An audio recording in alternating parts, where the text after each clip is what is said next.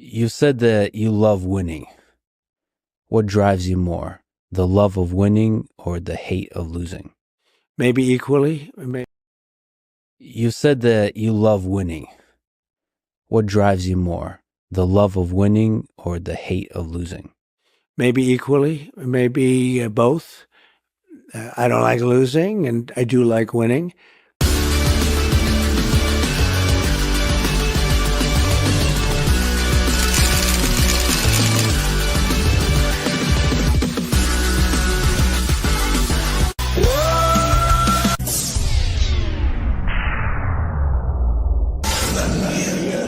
Say his name and he appears.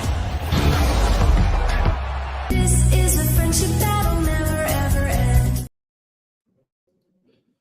Greetings and welcome to Winning 2024. How's everybody doing this evening? Hope you're all doing and living well.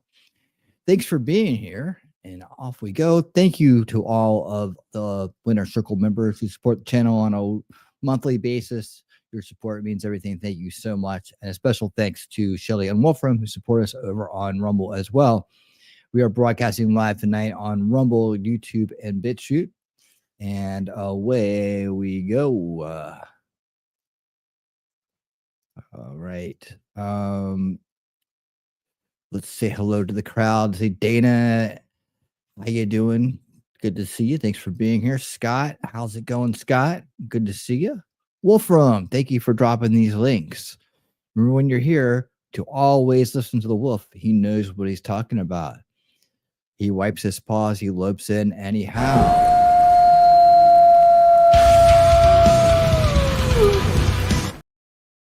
The Alpha Mod is here. All right. Welcome to the show. Daisy Girl Williams, how you doing? Good to see you. Good to see you. Feeding the wolf. She knows what to do. She knows what to do. Look at her. Smiling and peace signing all over the place, sticking her tongue out, having a good old time. Good to see you guys, man. Hope you're all having a great day. It's Winning 2024, and here we are. Got an action-packed show for you tonight. And we're going to talk about we're going to review a really in-depth good report by Gary Franchi on what NATO just revealed about World War III plans. Has military leaders absolutely freaking out now. You like that headline? But yeah, this is a really good report, and we need to go through it and check out all the details that are in it, because it pieces together an interesting story that's going on. It's not getting a lot of coverage, I don't think, not at least in this depth. We're also going to talk about the border crisis, the invasion crisis that's going on, and how certain aspects of it are starting to reverse itself. We have some reports coming out about countries taking the initiative before they get punished for participating. And we're also going to talk about some of the people who are like, you know what, I'm just going to get out of here. And we'll talk about that too as well. We're going to talk about cabinet picks, particularly the Surgeon General, the one that has everybody up in arms here tonight.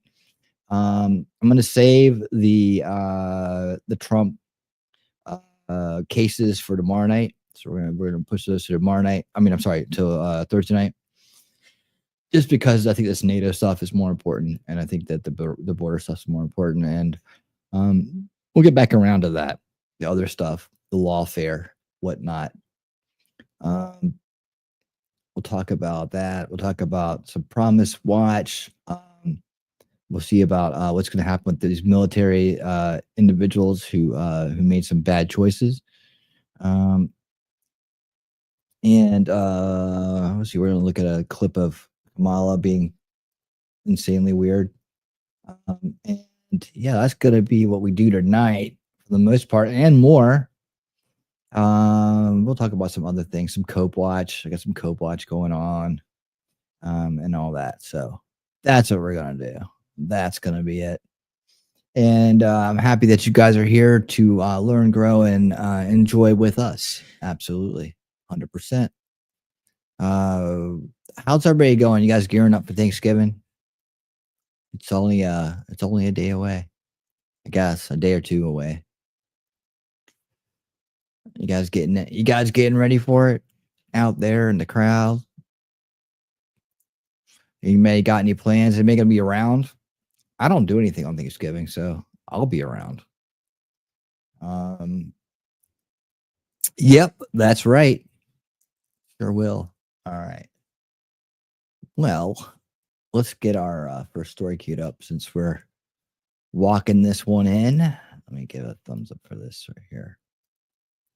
Top story, and it really needs to be paid attention to. I guess we're all gonna be holding our breath here, coming up to Inauguration Day, but I think that things are gonna work out. It doesn't seem good right now in a lot of ways in terms of the rash decision making people are going through, and right now, you know, they seem to be operating as if we don't have a complete change of course coming in just a couple months, less than a couple months. Yep. So this will be enlightening if you haven't seen a lot of this, for sure. Let's get into it right away. Come on in, Gary. Good Gary. It's good Gary. All right, good Gary. Take us away. Tonight, we bring you developments that should send chills down every American spine. NATO, the bastion of globalist warmongering, is actively preparing for World War III. We have the documents revealing Operation Deutschland, Germany's 800,000 troop war plan against Russia. But here's what's truly terrifying. The Biden administration is actually considering giving nuclear weapons to Ukraine. Yes, nuclear weapons. Meanwhile, Putin has unveiled what he calls an uninterceptable weapon, and Russia's threatening to strike major Western cities. The pieces are being moved into place for a catastrophic confrontation, and the timing couldn't be more suspicious. And Patriots, while NATO recognize what is so yeah, is that saber rattling, or is that just pre-planning, right? That's what we got to figure out. Actually happening. The former Polish minister has declared now at least half of all U.S. aid was laundered by Ukrainians and much given to Democrats. Can you hear? Okay, catch that? Out of Poland, much of our money that was sent over there for this drastic need, this drastic war, this drastic confrontation, we must stop them, right? All this money. The money that was baked into every bill, whatnot. It's being reported that, and I think we all of us smart people, all of us awake, aware, and resisting people that are here, understand that this money was there being laundered to some degree, right? Now, this guy from Poland is saying that leader of Poland, or a leader in Poland, is saying that much of the money, right, to fight this proxy war, has been laundered back into the Democrats' pockets. Holy cow. Kiev laundered money to the Democrats, taking a cut of what was left. Kiev laundered money for the Democrats, taking a cut of what was left over. Petro Kopa has claimed President Biden meets with Ukraine's Vladimir Zelensky at the White House. Ukraine did not receive as much foreign aid as claimed by the administration of U.S. President Biden. Are we having issues? Hold on. We having issues?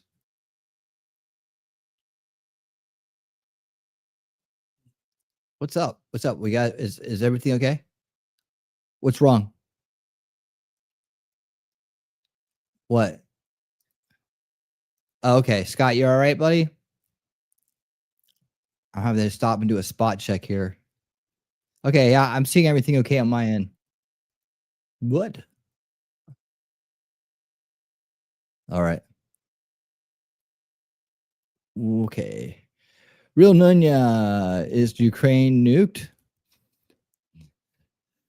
Oh man, not yet. I hope not. I hope nobody gets nuked. I hope nobody it's running. Okay, good. Here we go. Whatever help it did get was largely embezzled, a former Polish deputy minister has claimed.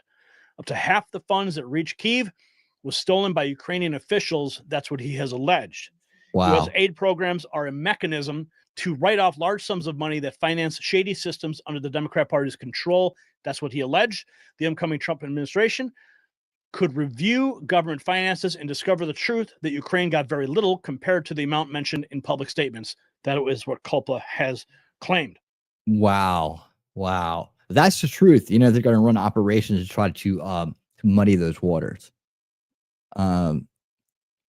You did, is gonna or has gonna drop some, you know, we're talking about that right now, real. We're talking about that right now. We're trying to get to the bottom of that. Is it saber rattling? Is it, or is this something that's, you know, predestined to happen? I don't know. You know, some part of the conversation is going to be going in a direction of what is a corrupt establishment doing their death throes, right? You know, there's always been the fears that on their final leg they'll just pull everything out, pull all the stops out, and just wreck the place. Like that's what many tyrants do. Gonna drop Canadian Prepper, got some updates and a bunch of preppers. All right, man. Thank you for being here. Come on back. All right. I'd love to hear your comments on things as well. Canadian Prepper. We got some preppers that hang out in here. We do. Remember when Donald Trump was asking about what's going on in Ukraine? Oh, they ran after him. They tried to impeach him over the perfect phone call. Yep. And now we have this. 4 hours ago, the U.S. wants to arm Ukraine with nukes before Biden leaves. In a jaw-dropping twist, Biden officials are reportedly seriously considering nuclear weapons, giving them to Ukraine. Yes, nukes in Ukraine. Of course, Putin is not going to be happy with that. Desperate to tip the scales against Russia before Trump takes office in January, the administration is ramping up efforts to arm Ukraine, including recently authorizing long-range missiles capable of striking deep into Russian territory. We've been covering that. And now they're floating the idea of returning nuclear arms removed after the Soviet Union's fall. This unprecedented... Do they still work?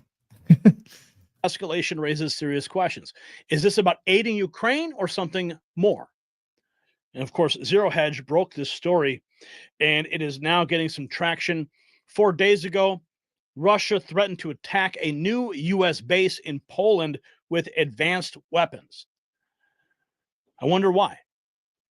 Well, it's because we armed Ukraine with long-range weapons. Vladimir Putin came out and said, if you aid in those attacks using those weapons, I will consider it attack by those countries. Because he knows the infrastructure required for those weapons to be used. The satellites, the computer, all the infrastructure.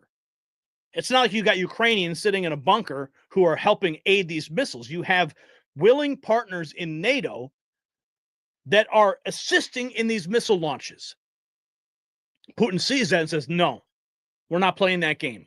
This is not a proxy war anymore. And that's why he's now considering targeting Poland, these U.S. bases in Poland. At the same time, Europe is preparing for World War III. Secret documents reveal Germany has begun making plans for the deployment of 800,000 troops in case Russia invades NATO. I mean, guys, just hang on. Just wait 2 months. Everything's going to change. What are you doing? Why are you trying to escalate things? Seems like they're trying to cover something up. You know, they're trying to cover up all their shenanigans. And the only way they're going to do that is by throwing us into a really hot conflict and that involves everyone. A 1,000-page war scenario has been planned called Operation Deutschland. Now, what's interesting is that this specific post from several days ago did get a reader note that Germany's plan is not new and covers everything from homeland security to national defense for NATO due to its location, the heart of Europe. It also covers the logistics and deployment of transit of allied units through Germany in the event of conflict. Oh, 3 days ago, Russian President Vladimir Putin says our new weapon. You think they'll get there, real? You think they'll actually cross the finish line on that? Or you think they're just trying to go in that direction? And something will come along and save us at the last minute. Yeah, you know, that's the fear, right? It's the fear. Like, you know, they go there. The other fear is the dollar collapse or something like that, you know, that hits us internally. That they just pull all the plugs out and they bust the place up because they know they've lost. Dana says they made big bucks on war, trying to get as much butchery in before they get kicked out of office. Hey, Ronnie, how you doing? Welcome to the show. And property in China and New Zealand. Let's see, they're going to score touchdowns, and they got bunkers. Okay, so they're bunkers in other places around the world. Yeah, we got to keep an eye on the airports to see if they're trying to get out of here.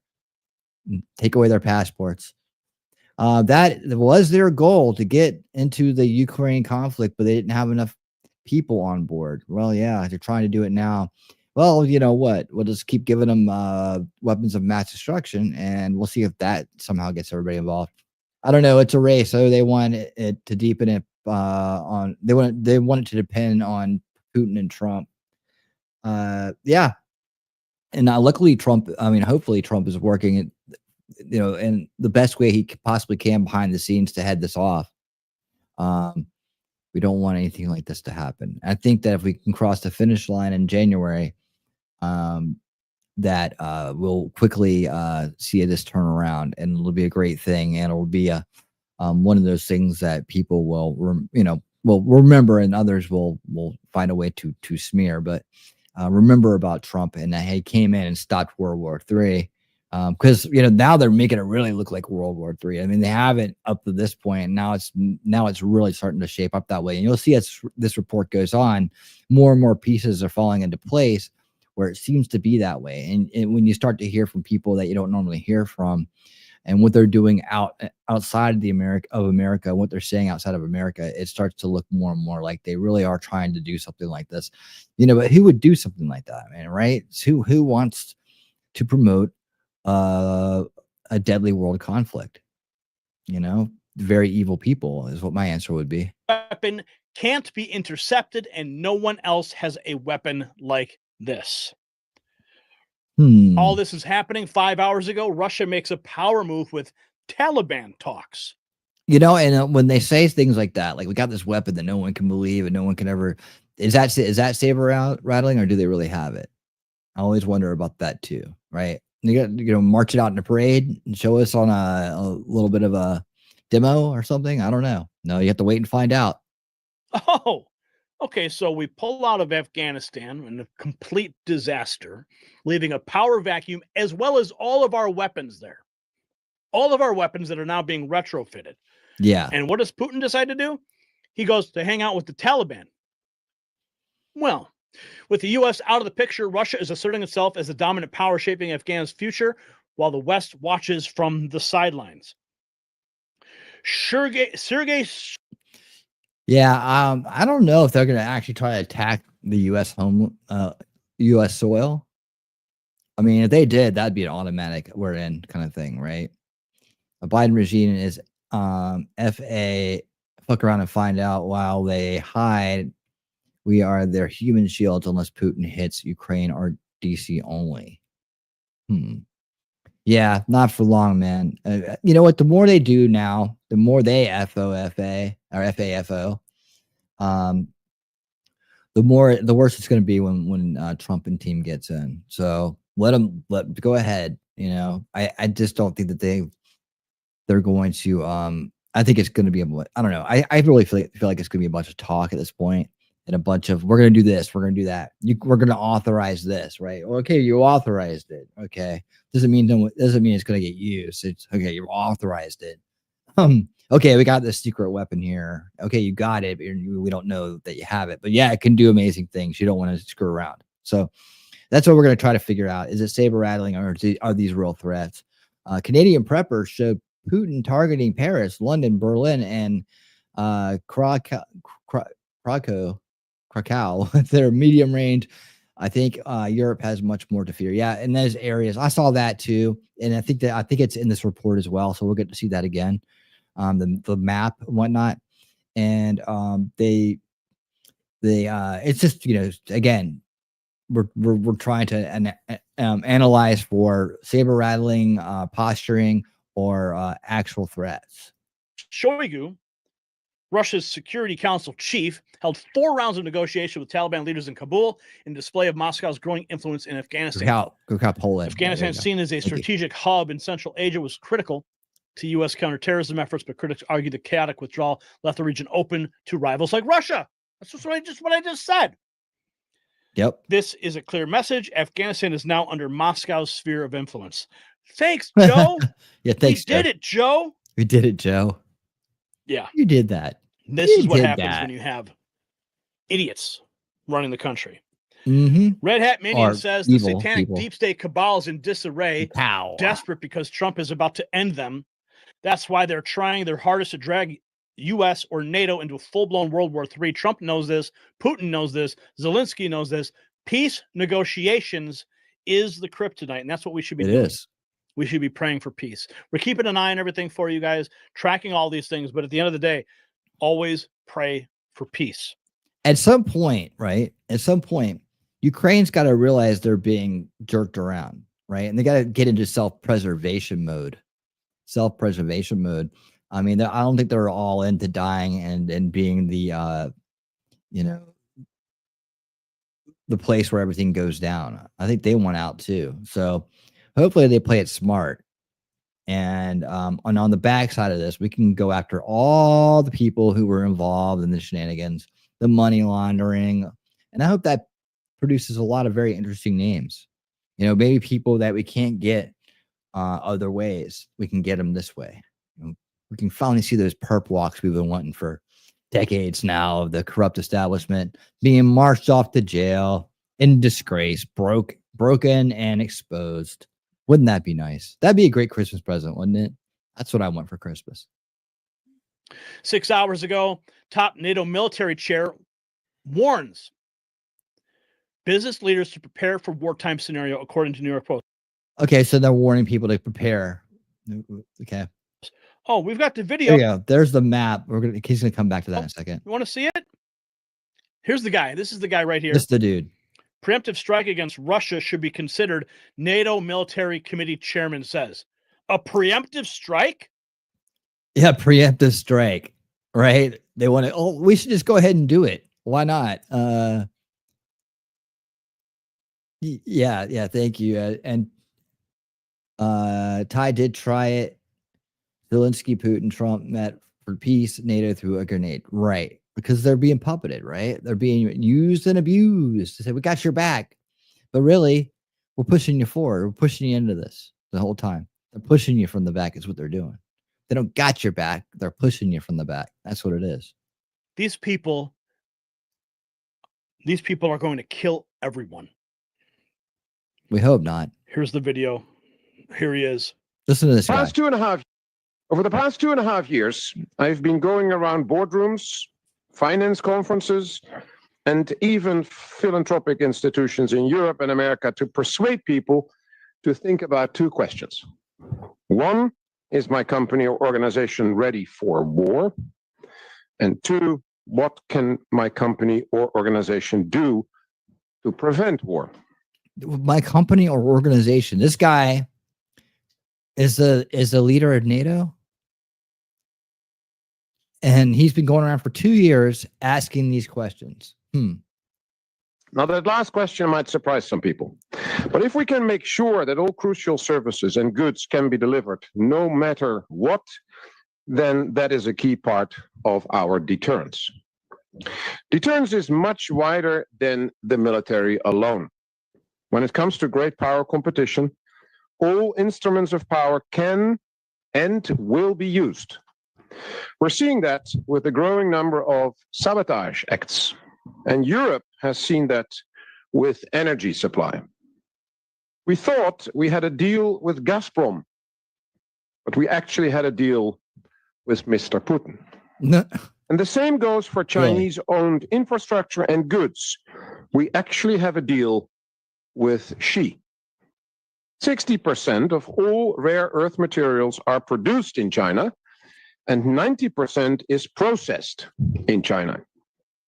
90% of the chemical ingredients for sedatives, antibiotics, anti-inflammatories, and low blood pressure medicines come from China. We are naive if we think the Communist Party will never use that power. Business leaders in Europe and America need to realize That's messed that up. the commercial. That's why we have to fix that. We can't just rely on China for all those things he just named off. Hey, angry conservative, how you doing? Welcome to the show. You know, the whole idea that 90% of these things are produced in one place and that place is a communist authoritarian regime, that's got to change. That's got to change. And I think that will change when we get our new president. I think that will change. We'll be keeping an eye on that for sure. That's ridiculous. We can't rely on an authoritarian communist country for all these important things. It's absurd. Special decisions they make have strategic consequences for the security of their nation. Wow. Businesses need to be prepared for a wartime scenario and adjust their production and distribution lines accordingly. Wow. Because while it may be the military who wins battles, it's the economies that win wars. Over the past, You see that? Hmm.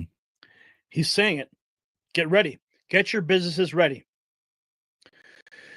NATO is in the crosshairs. Russia has had enough. They will give Europe the war they want. London, Paris, Berlin, and Warsaw are the prime targets. Washington, D.C., and New Here you York go. City. Here's the map. Here is an animation showing what such an attack would look like Do you want to play a game? from Russia Interesting. Give me into some Europe. minutes here. And this is the Oroshenk missile approximation flight time. 15 minutes to Berlin and Warsaw, 12 minutes to Warsaw, 15 minutes to Berlin, and about 25 minutes to London and Paris. That's how long it would take. France now authorizing Ukraine to use French Scalp missiles to strike inside Russia. So it's not just the U.S. Oh, no. Look out for those French Scalp missiles. who's authorizing and providing. It is now France. The Biden Really? administration, this is an update from a couple days ago. The Biden administration is reportedly planning to transfer U.S. JSAM ballistic missiles to Ukraine for strikes on Moscow. JSAM ballistic missiles have a range up to 900 kilometers. They can strike near Moscow. Biden is working to start World War III before he leaves. And this is interesting. Yeah. Sebastian Gorka. I'm sure you guys know who he is. I met him once. I met him at CPAC. He wasn't the most friendly guy to me. I'm not sure what his problem was. But he has now just been named as the director of national security policy in the White House. And he says that Trump's strategy for ending the Ukraine war will include threatening Putin to provide Ukraine with exponentially more military aid. Now, before Gary gives his take on this, like, Gorka doesn't have a habit of lasting very long. So I'm not like, and this is usually what he does, right? He usually comes out and says something really stupid and then he's gone within a week. So I'm not, after hearing this statement we're about to hear, I'm not all that confident that he will actually go into this position. So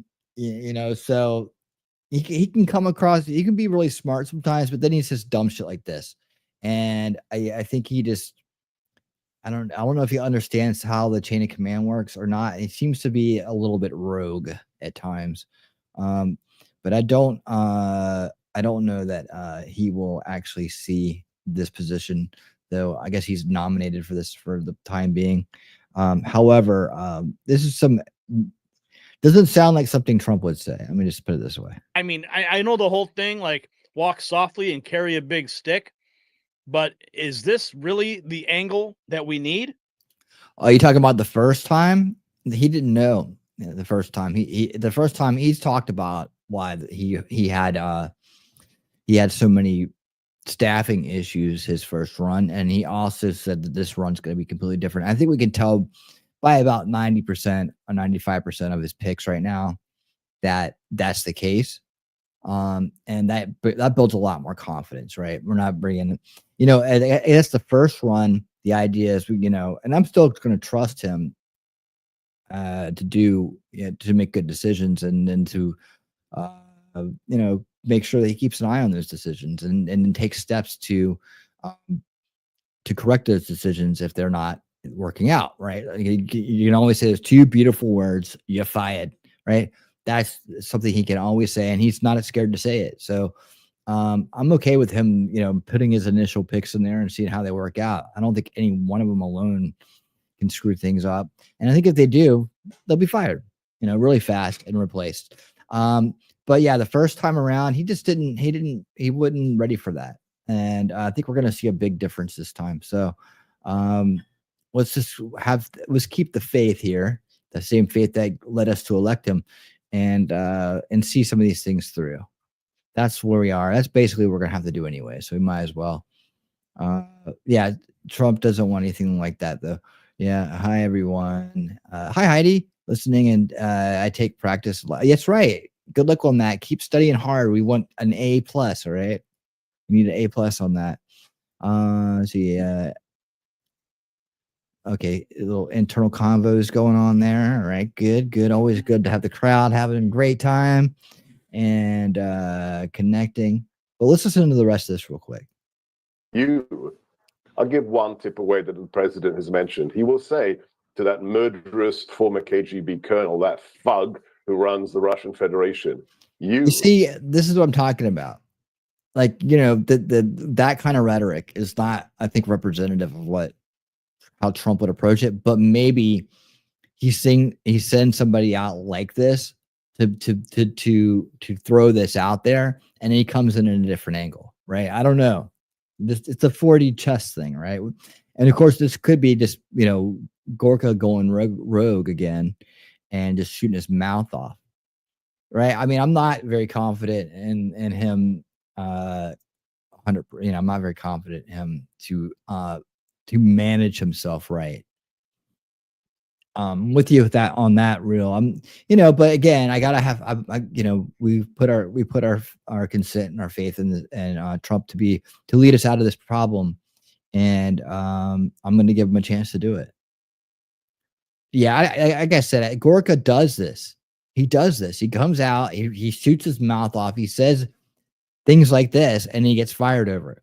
You remember Gorka wasn't Gorka like a press secretary for like a week or something? Or is that somebody else? And Gorka last time, he didn't last very long in the cabinet. It's not very diplomatic at all. All right. So I don't know.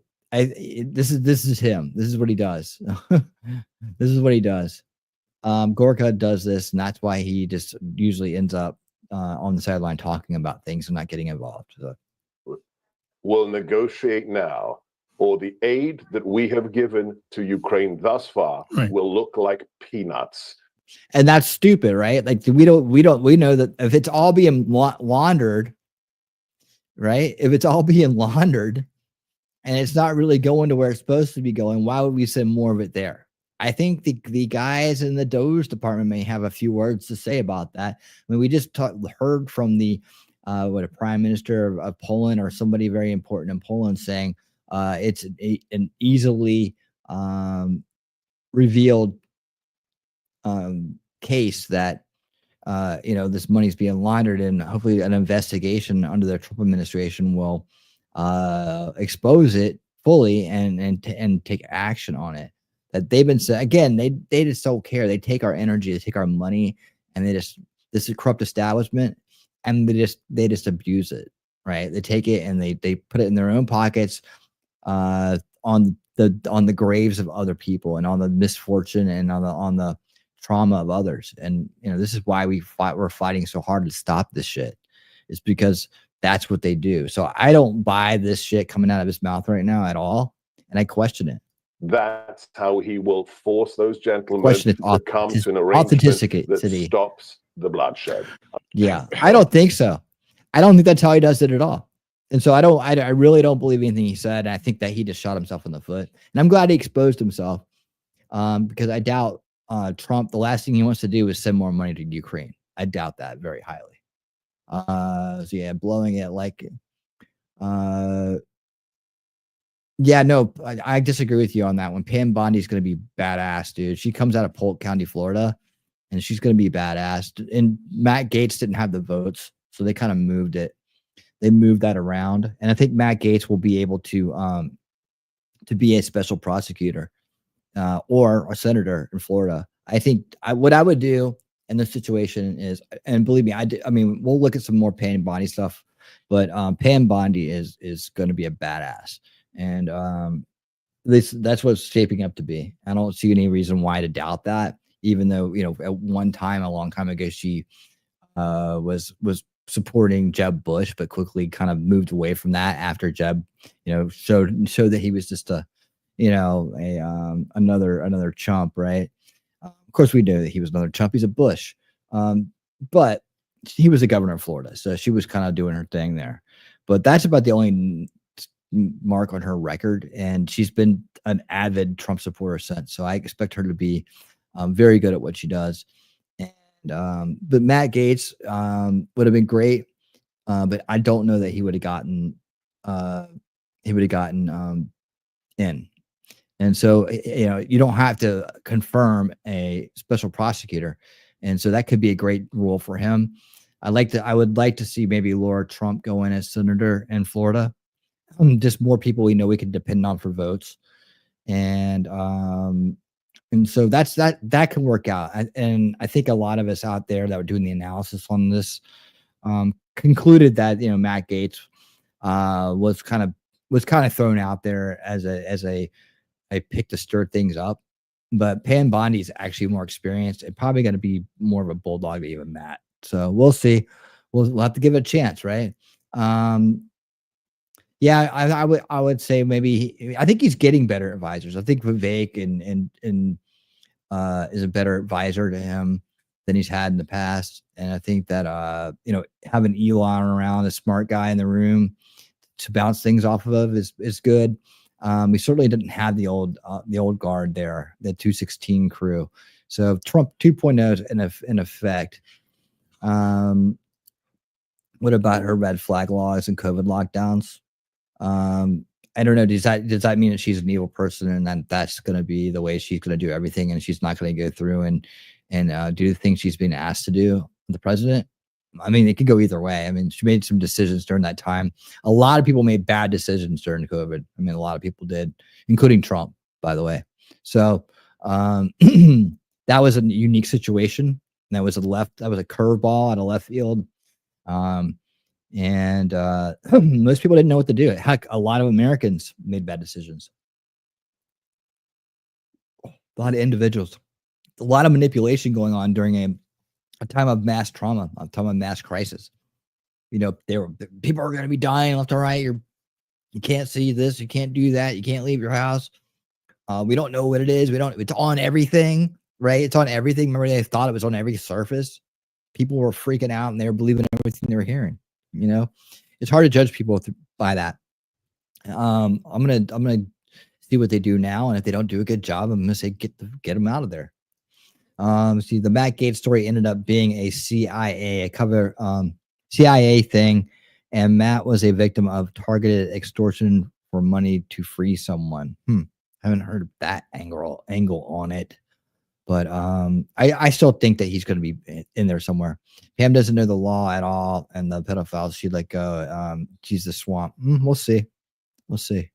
Actual medical assistance licensing tomorrow. 200 questions, minimum total points to pass 405. Max average total points 600 to 800. You can do this. Have you done this before, or is this your first run? Yeah, I mean, he was an accusation, right? It was an accusation. I don't think he actually did anything at all. All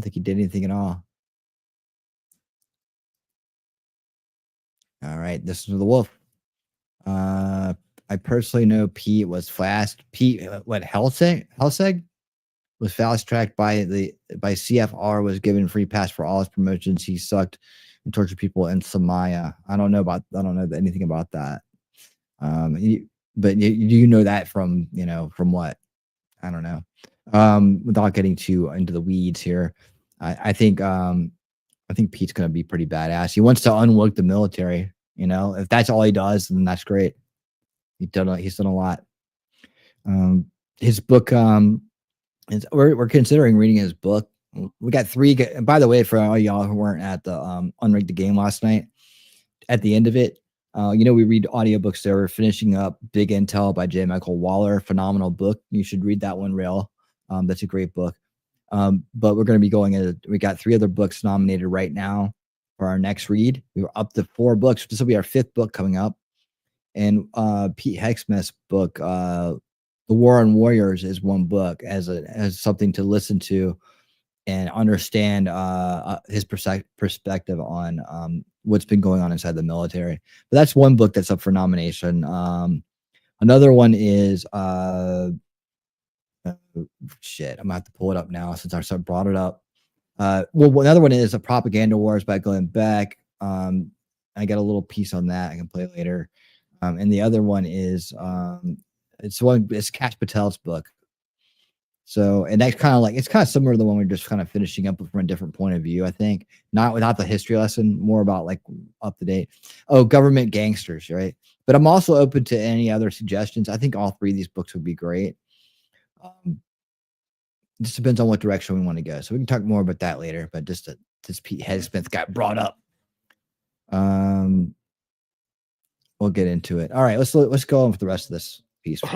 I mean, is that the language we need to be using?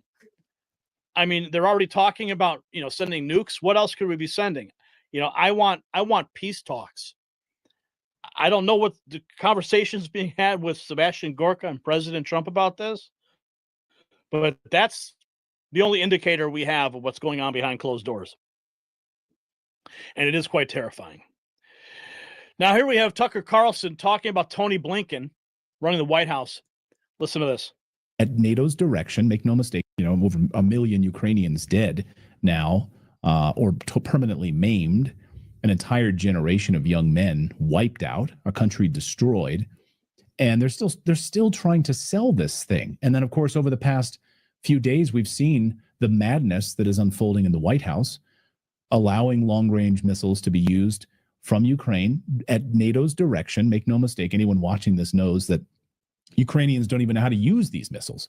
It's NATO that's doing it, of course, That's what I just said. Attacking inside of Russia.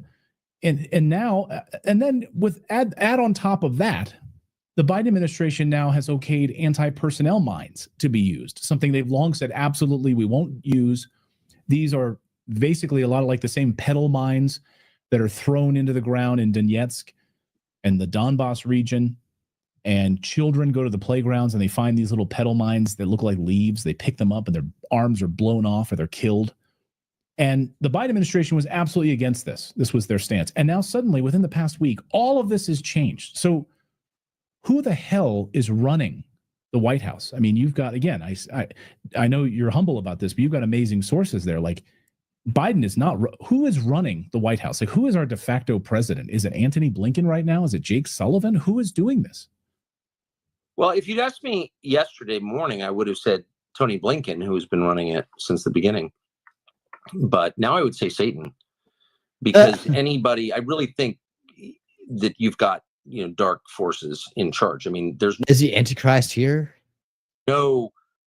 There's no justification for using anti-personnel mines in this conflict, which can't hope to be solved with anti-personnel mines resolved in any way. The only effect of that move is to kill innocents, period. That's it. That's the only effect. And they know that. And so they're doing it anyway, because killing is the point. So it's evil. I think we should say that. I don't think it's a matter of defending democracy. The president of Ukraine is not elected. He's a dictator. He literally passed his term and kept serving. He's a dictator. And that country's shut down a Christian denomination, put priests in jail. Like, how many more markers of dictatorship do you need to call it what it is, which is totalitarian? So everything about it is horrifying. I'm so glad that you mentioned what's happening in the UK and France.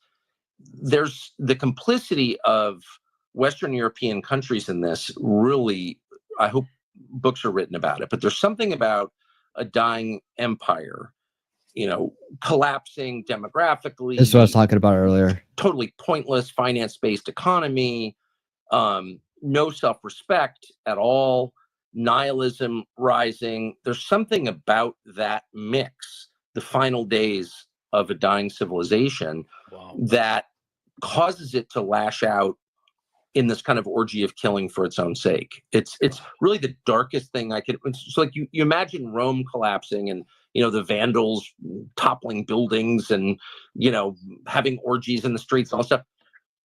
Really, it's the end of an empire is more like a kind of suicide, a kind of murder-suicide, where the formerly great power kills itself and then takes a lot of people out as it does. It's like more horrifying than I ever thought. Wow. Well, I mean, not to say that that's 100% coming out of Tucker's mouth. It's just his impression. It's just the impression he's getting and where his mind goes. He also thinks that UFOs are angels. So, grains of salt there. Though I do like Tucker, and I think he's a great guy and all. So that's where he's we're good at, at folks. interviews. He's good at interviews. I mean, they want to give nukes. They want to give Ukraine nukes. I mean, there's no other way to describe it other than pure evil. And again, I don't know how I feel about these types of negotiations that Sebastian Gorka is referencing here. I don't believe him. I understand the walk softly, big stick thing. I don't But I don't Biden think he officials discussing represents- giving what? I don't think Gorka, just that part of it. I'm like, I think he's rogue. Nuclear weapons to Ukraine? No, thank you. At the same time, we have this. Gobbled on. That ship's 1,100 miles. It takes 16.5 hours. Through it all, they stayed calm. They gobbled on and still gobbling. They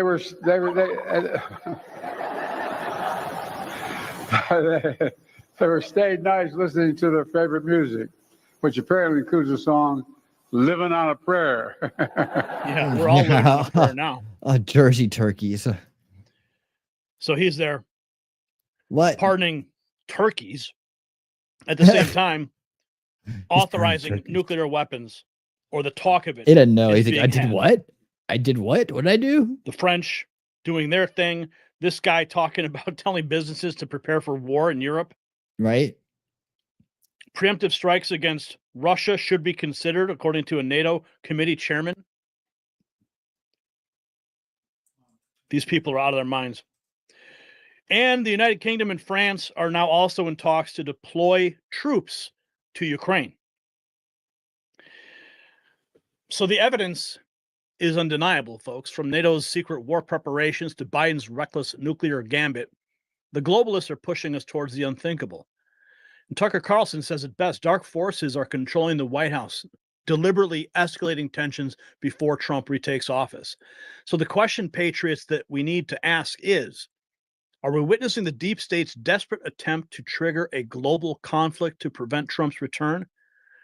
Show your defiance against the warmongering elite with our new... There you go. Thank you so much, Jerry. Thank you for that report. In depth, running down the gamut there.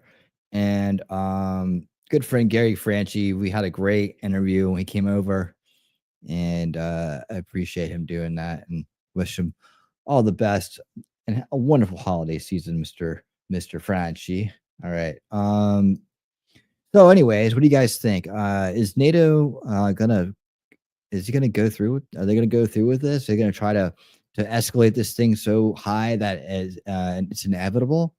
Or we're gonna be able to hang on until the Trump administration gets in and actually it's not even the Trump administration until Trump can get in there and negotiate this thing, because he's not gonna let anybody else do it.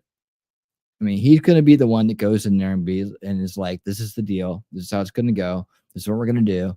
Right. And he knows what both sides needs and what they want. And that's how he's going to get it done. And it's not going to be by strong arming or threatening to break the banks, sending more money to Ukraine. That's bullshit. I don't buy that for a freaking second.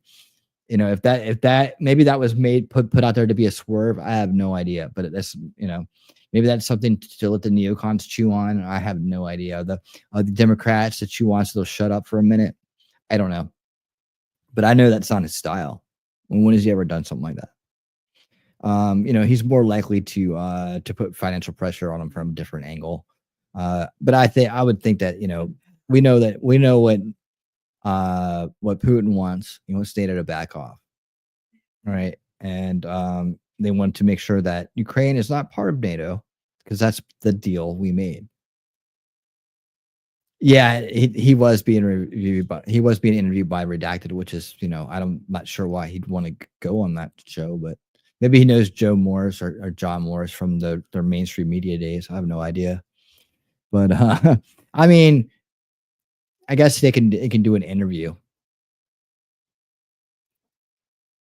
Hey, no problem, man. That's the thing about this place right here. We're small and we're tight. We have, I try to give everybody a voice here as best as possible. Don't know it all, but got a good handle on things. I've been doing this stuff for decades. And I'm all about getting to the root cause issues and solving this problem, getting rid of the corruption. So it seems like we're on the same page when it comes to that. And that's something we have to work on. And I invite you to check out some of the other content I put out. And the things we might not agree on everything, but we probably agree on the fact that we want a better future for those who come after us. And that's what it's about. That's what we're working on here. And we have an idea for that. But called solution culture. And solution culture is beyond the veils of what they want us to see and what they want us to believe, whether inside or outside the establishment narrative. It's more about understanding what the root cause issues are and what the root cause solutions are on a generational basis, because it is a generational war that's been going on against us. And that's what we're fighting. Hey, Outpost, how you doing? How you doing? Good to see you. Good to see you. Trump isn't God. Trump isn't God. Trump isn't perfect, but he's better than the alternatives. That's absolutely correct. Yeah, and I don't expect him to be perfect, and we all make mistakes. And but you know what? Some of those mistakes turn out to be blessings. Like not being prepared for 2020 and the giant cheap machine, or some of the listening to Anthony Fauci and other things like that cost him, may have cost him the election or made it close enough to rig. We were talking about this. We've been talking about this a lot here, the group, the crowd, and myself, about how it was kind of a blessing that he didn't win in 2020. As bad as it sucked and as frustrating as it was, and as many bad things that came off of it. Look at the team he has now. It's much better than he had before. We don't have Mike Pence to deal with. We got more base people. More people came around. More people, by having the world crush them the last 4 years, have woken up and gotten away from the establishment, gotten away from the Democratic Party, and have turned off the mainstream media. I mean, these are all wins. These are all things that have made things better and made 2024 possible. And now we have another chance. And what are we going to do with that chance? Government can only do so much. We have to do our part. And once we have corruption under control, at least tamed a little bit more than it is right now, we can make those inroads to generational fixes. And that's what I'm talking about when I talk about solution culture. That is about putting in the preventative measures that will stop the endless cycle of subversion in our country, which is what the corruption plays off of, right? So that has to do with understanding where the subversion comes from, its history, and then putting in the right types of mental antiviruses to resist it without jeopardizing our freedom of speech and our freedom of expression. And so that's what we work on here. And that's what we're going to do as time goes on. Right now, we're mission driven. Let's get the president into the White House. Let's vet out and be knowledgeable about the situations that are going on right now. Let's put a stop. Let's put a stop to Agenda 2030. That's got to be happen next. As soon as things settle down a little bit, that's going to be the war cry. That has to, and all the damage that it's done over its inception since 1992 and its long march. Undoing all those things that it's done. I think that Trump is already kind of on that path. Getting critical theory out of schools, out of educational institutions is a big thing. It's a big deal. That'll take a couple of generations to fix as we age out, as our generations age out, the ones who have been subverted. And luckily for people like us, Real, and other people that are in the crowd, like Wolfram and Shelley, and we all escaped this subversion at this point. Scott, others, we've escaped the subversion.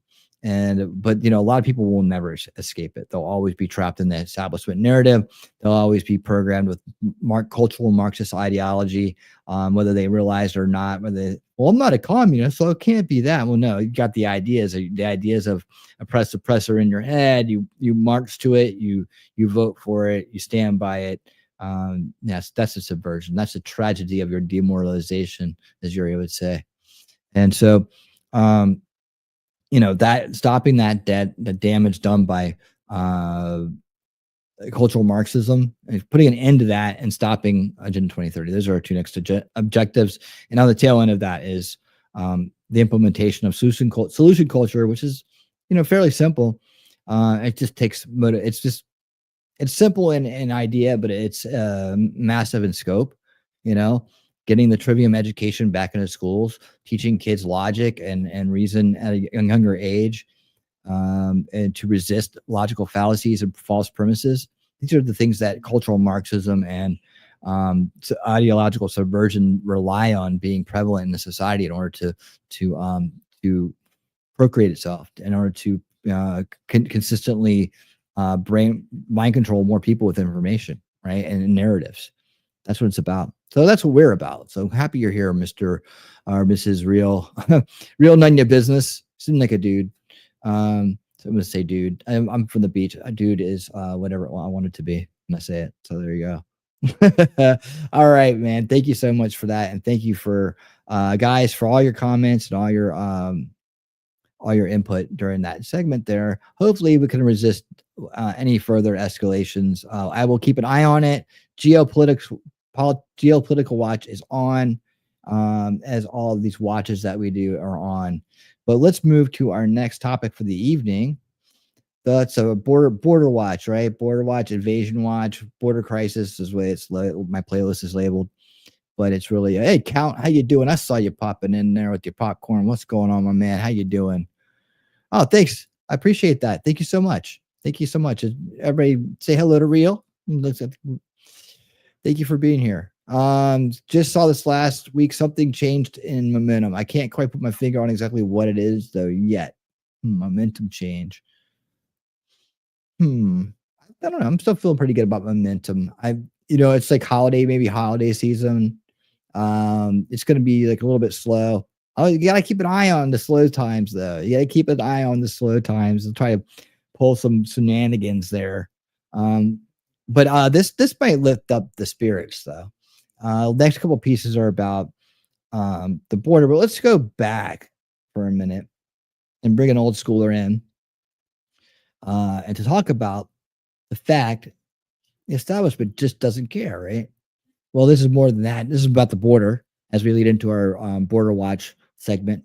And it's all Mark Dice. There we go. Remember when Democrats actually used to care about Americans? They've always pandered to poor people in non-white communities, promising to take tax dollars from white people and give it to them, trying to buy their votes. But when so many historically Democrat voters joined the Trump train in 2016, seeing how Trump's policies would benefit every American and bring jobs back here and cut the government bureaucracy and derail the government gravy train so many politicians have been riding on for decades, Democrat politicians needed a new voter base. They used to be against illegal immigration because allowing an unlimited number of foreigners into our country results in them taking manual labor jobs and service jobs away from Americans. But all that changed back in 2016 because Democrats are no longer the party for the working class or even the lower income Americans. They're the party of no income Americans, those who don't want to work, those who want to live off the fruits of others' labor, our tax dollars. And they're the party of non-Americans. They are now focused exclusively on their new voter base, the 30+ million illegal aliens who have invaded our country over the last several decades, and their anchor baby children who are granted U.S. citizenship just by being born here, despite their parents being criminal trespassers. And then these anchor babies are raised in homes speaking a foreign language and never assimilate into our culture, despite technically being American citizens. Democrats have been plotting to give the 30+ million illegal aliens a pathway to citizenship, which means full citizenship, within a few years of being granted amnesty and not even having to pay a fine for the countless costs that they have forced Americans to incur by sucking off of our tax dollars in countless different ways. Democrats blocked $5 billion in funding that President Trump wanted to complete the border wall when he was in office the first time, but gave Ukraine over $200 billion to defend their border. But Democrats... Yeah, that's what we were talking about. And, hey, by the way, for anybody new that's listening, in the description of this very video, down at the very bottom, there's a link. And that link takes you to the documentary known as Line in the Sand. If you haven't seen Line in the Sand yet, you got to watch it. You got to come back and tell me what you thought about it, because it's an amazing documentary. I've broken the paywall because it should be out there for everybody to see. The fact that it's behind a paywall is stupid and greedy. But in the description, at the very bottom of the description, you can find a link to my super secret BitChute account, page, profile, whatever you want to call it. In fact, I'm broadcasting live over there right now. Hey, BitChute, how you doing? I'm doubt anybody's watching because I only have one subscriber, and that's Lamb's Grace. I know exactly who it is. But but anyways, it's over there. Line in the Sand's over there. You can watch it. I encourage you to watch it and share it. Over 1,527 people have seen it on that platform alone, and about just as many saw it combined with my YouTube stream that got taken down and I got struck for, and the X link that was over there that is no longer there. So we've gotten over 3,000 people to watch this documentary now. It's been a mission because, I'm old school. I come from the old school where, hold on, I'm going to talk. Where, oh, you take it off, dude? Good. Well, thanks for coming by, Count. Come back when you can hang out and chat with us. Or if you get, bored and want to come back, we'll still be here. We'll see you in a little bit. So anyways, yeah. Back in my day, we put out documentaries to help wake people up, to help enlighten them. And they may not have all been perfect. And then some of them may have not aged as well, but they put the idea to question reality, things, the establishment reality, the first veil reality that the establishment crafts us into as we were born and into this world, to question it and look deeper and don't take everything at face value. But so much good information has come out of those documentaries, and that were free. We were released for free. And that was the thing back in the day, is that you would release them for free. And then people would have more people on the, outside of the influence of the establishment narrative. And that by doing that, more people would gather to fight the forces of corruption. And that's what that's what they should be doing. The Line in the Sand is a documentary that wakes people up and from any walk of life about the border crisis. It doesn't just talk about, hey, these people are trying to get here, right? It's more like the money behind it is really the eye opener, and how these people are. Many of them are being used, while others are being let in to destabilize and corrupt, bring the country to crisis, right? The cloud and pivot strategy of breaking the welfare system to collapse into a universal basic income. That's underneath of that as well, but it's a multi-pronged attack. Build the voter base for the corrupt establishment who's given him all of our money to come here. Yeah, that's another part of it too. But it's $1 billion industry, like literally $1 billion industry from the inside. So they're making money left and right on this thing. It's more than just people trying to come here for a better life. It's people being enticed and coerced to come here to be profited off of it, and that's the bottom line. So if Line in the Sand exposes all that and more, check it out. Free link in the description below. Go watch it. And also over there as well is Am I Racist by Matt Walsh, another paywall one. Yeah, okay, well maybe that one should be, I don't know. It's in theaters and whatnot, but we did it on Old School Watch Party Sundays and I got taken down, so I put it over there. What the hell? And we do a lot of documentaries. We've done a lot. We've done 52 to 55 documentaries on Old School Watch Party Sundays now. And all of them are very important, and all of them can teach you a lot. So check those out over on the Rumble channel. And they're in a playlist that you can easily find them all. Find something good. There's also the Unveiling Reality series that I have on this channel here. There's a playlist for Unveiling Reality, a lot of deep dive on top. That's my deep dive program where I pick one important topic and deep dive on it. So check that out as well. All right, so I'll get back. Enough promoing and link pointing outing. Let's go back to the feature here. Take it away, Mark. Democrats will do anything that they can so we don't have a wall on our border with Mexico. Alexandria Ocasio-Cortez compares our southern border wall to the Berlin Wall. No matter how you feel about the wall, I think it's a moral abomination. I think it's like the Berlin Wall. Senator Elizabeth Warren calls it a monument to hate and division. We're not going to build a wall that is a monument to hate and division. That's what that's really. That's not about border security. When Beto O'Rourke was running for president in 2020, his platform was to tear down the wall. If you could, would you take the wall down now? Here, yes, like you have a wall. Absolutely, knock it down. I'd take the wall down. And do you think the city? You think if there's a referendum here in the city, that would pass? I do. Before Democrats embraced opening our border and paying illegal aliens to come and live here and just putting them up in fancy hotels across the country, Barack Obama once said this. We all agree on the need to better secure the border and to punish employers who choose to hire illegal immigrants. We are a generous and welcoming people here in the United States, but those who enter the country illegally and those who employ them disrespect the rule of law, and they are showing disregard for those who are following the law. We simply cannot allow people to pour into the United States undetected, undocumented, unchecked, and circumventing the line of people who are waiting patiently, diligently, and lawfully to become immigrants in this country. Here's how Hillary Clinton used to sound when Democrats actually cared about Americans. So I think we got to have tough conditions.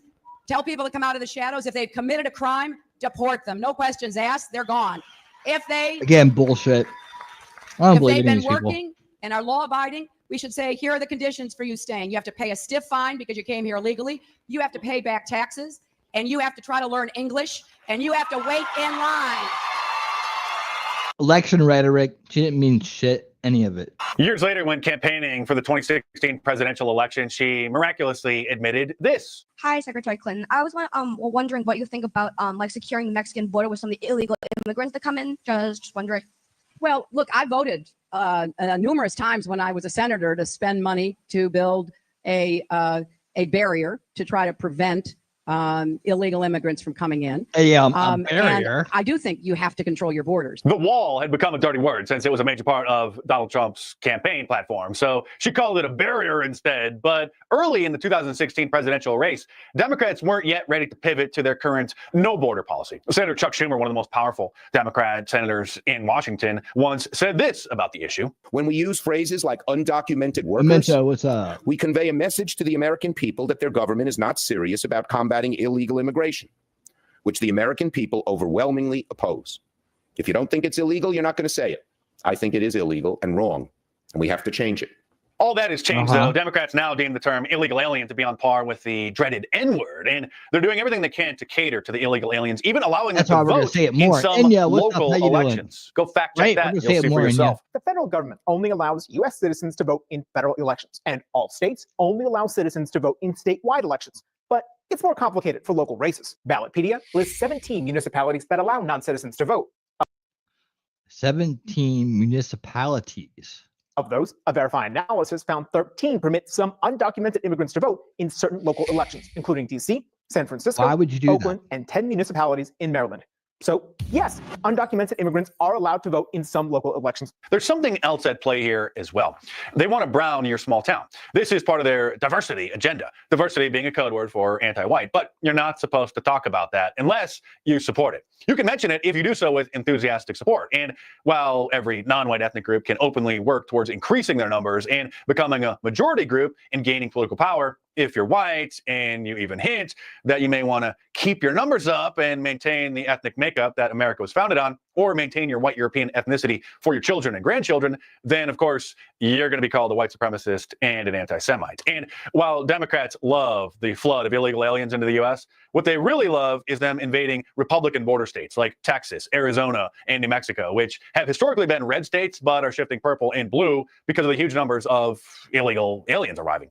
So in 2022, Texas Governor Greg Abbott began busing thousands of illegal aliens into Chicago, New York City, and Washington, D.C. Since he didn't have the authority to deport them, he just relocated them to Democrat strongholds, which had previously declared themselves sanctuary cities, the virtue signal that they're not racist.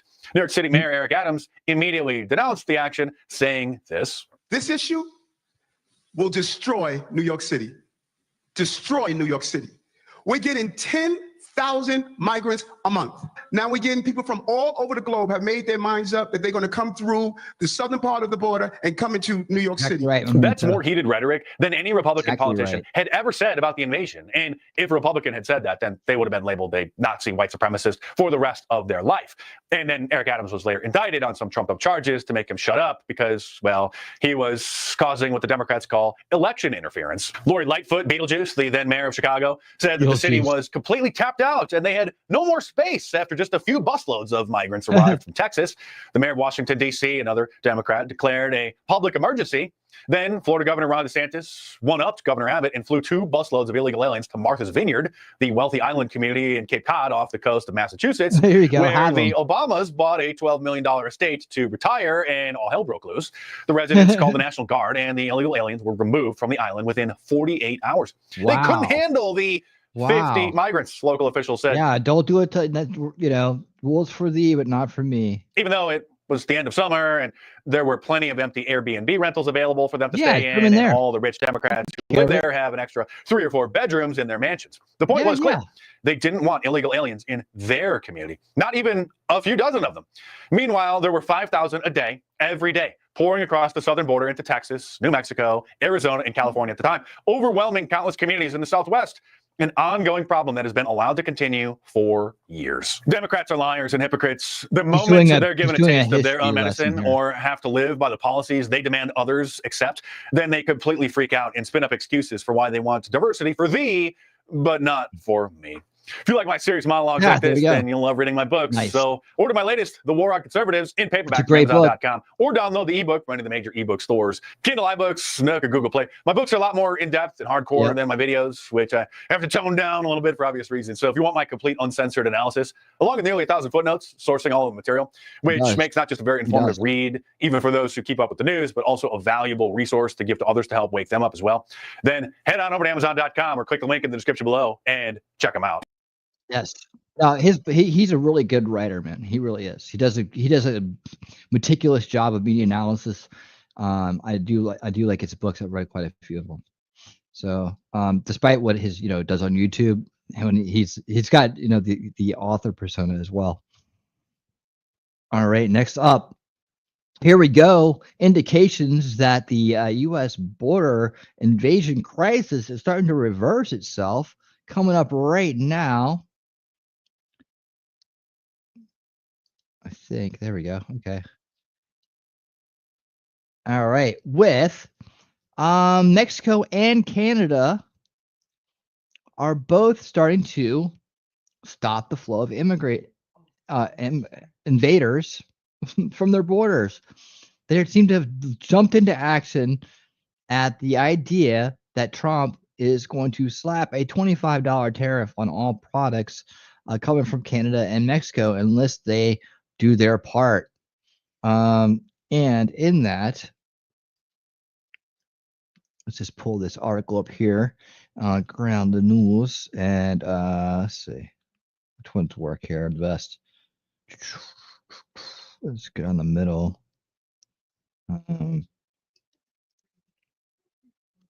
Yeah, well, let's look at this one right here. All right. What is that? All right. Here we go. All right, here we go. Coming up. I wanted to start this with a few pieces from ground news, then we'll get into the videos. But here we go.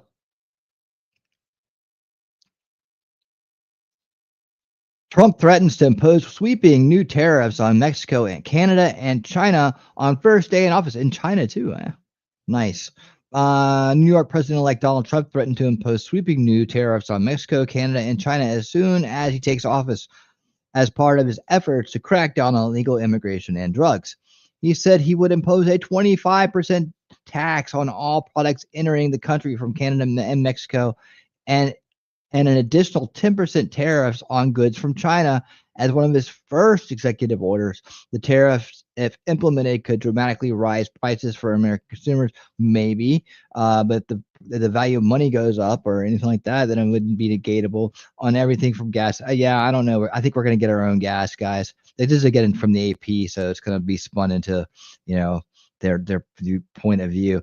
The U.S. is the largest importer of goods in the world.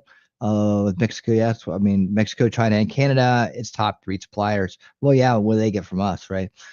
Trump made, it's not like they're just supplying us with everything. They get plenty from us. Trump made threats Monday in a pair of posts on Truth Social. Okay, so let's see what this lady has to say now in response to this. This is the El Presidente de Mexico.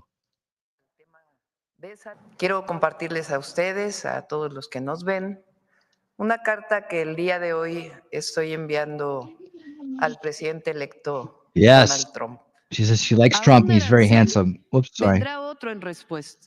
Y así hasta que pongamos en riesgo empresas comunes. Okay, one tariff would be followed by another in response, so on until we put at risk common businesses. Sí. Lisa. Yes, in common. Siempre hemos manifestado We have la always disposición expressed de Mexico's México willingness to para prevent the evitar que ongoing siga la fentanyl epidemia epidemic de in the U.S. fentanilo en los Estados Unidos, que por lo demás es un problema Suzanne. de consumo, Which is the de problem of salud public health pública and de consumption la in your sociedad country's de su society. país. De acuerdo con las cifras According de to la figures Patrulla from your country's Fronteriza y de Customs and Aduanas de Border su país, Patrol, CBP, CBP los encounters encuentros at en the la U.S., frontera Mexico, entre and México border y Estados Unidos se han reducido have been en reduced by 75% 75% from de December diciembre 2023 to November 2024. de Really? 2023 a noviembre de All right. 2024. So I think that just repeats. Let's jump out of there real quick. That's our warm up. That's just from Mexico there. So that's where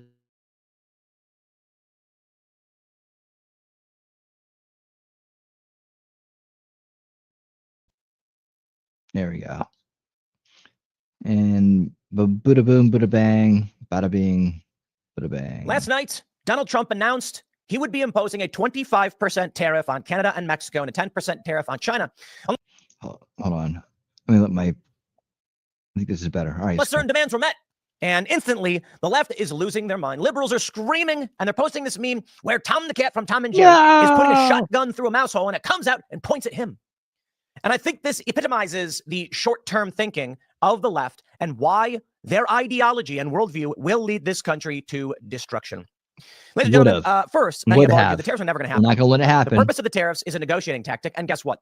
Already, we are hearing from Inside Paper that the president of Mexico has said the migrants, the caravan will not reach the United States. Really? I wonder why they just said that. Now, granted, it is limited reporting, so we'll take a little bit with a grain of salt. But then we get reports that Trudeau had already called Donald Trump the moment he announced this. China is saying no one's going to win a trade war. Yeah, well, I am glad. Yeah, we keep hearing that. But you're going to pay up anyway. I'm honored to have a fighter like Donald Trump. This is why I voted for him, and I think this is the correct move. For the longest time, the United States has been taken advantage of. Our allies in Europe don't pay their fair share. Tax the rich countries of Europe who should be paying their fair share for the United States offering up defense of those countries. And Trump said, you got to pay the bills. And how about China? And you've got fentanyl from China flowing across the southern border. How about this? Even outside of any untoward behavior, our manufacturing being given away to China. We talked about it a bit last night. No more. And we are in the argument about no more. We were talking about the free markets versus protectionism and Donald Trump's tariff policies. And I am for what Donald Trump is offering. Me too. And Suzanne, you're going to march Trudeau out the door and kick his ass out, right? I can't wait to see it. Get him out of there. Get him out. Put my friends, a tariff. Yeah, let's just play the game of the left. It means that there's going to be a tax on your goods and you'll have to pay more. Right. That's kind of the point. You will have to pay more for imported goods, reducing the demand for those goods. Those other countries will lose profits and not be able to sell those products. So one of two things will have to happen. The other countries are going to have to capitulate and actually negotiate with Donald Trump, which they probably will, or we are going to have to manufacture those things here. I do not accept that we give away our manufacturing to these foreign countries at the cost of our own economy. Explain it to me. It don't make sense. But let's read this and see where we're currently at. Because the big news now is apparently they're already starting to capitulate.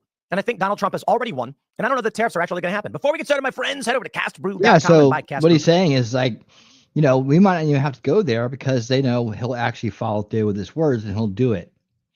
They know when he speaks, he means it.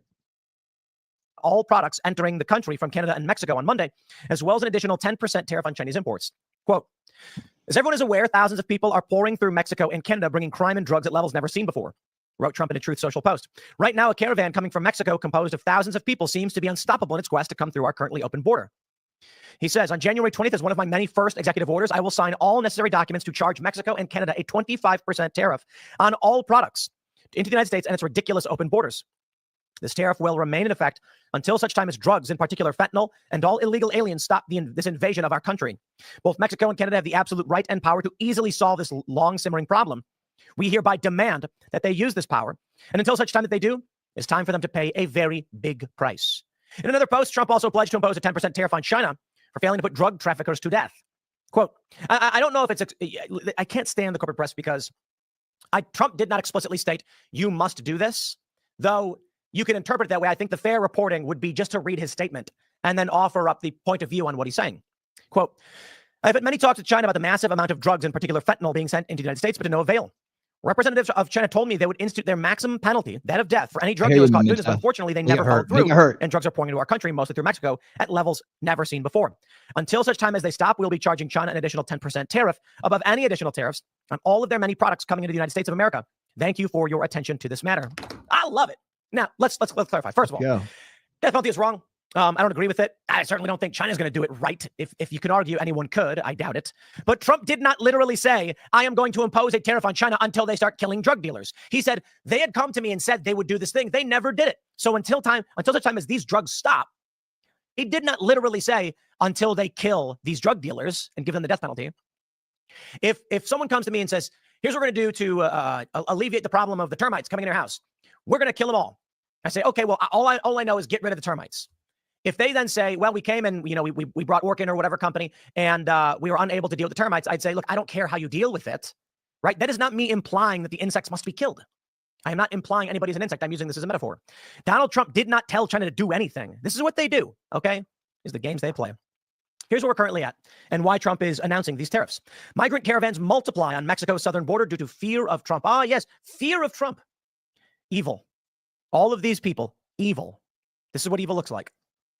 Evil, the reckless disregard for the safety, security, and desires of other for personal gain. And there's many ways you can describe evil, because there's malicious, there's the banality of evil, is we have to discuss. And then there's, of course, within this, there's, I don't know, somebody just, a 2-year-old being sent. This is the big story now, on his journey without parents. Evil. That's evil. Don't tell me how otherwise. How do you send a 2-year-old when this country walk votes that and way? says, please stop these people from illegally. How do you send a 2-year-old on a trip to America by themselves?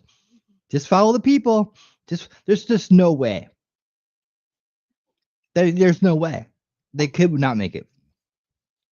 If it did, it should be given up. It should be like given the royal treatment. If a 2-year-old can make it from South America to the United States border by itself, that kid's a genius.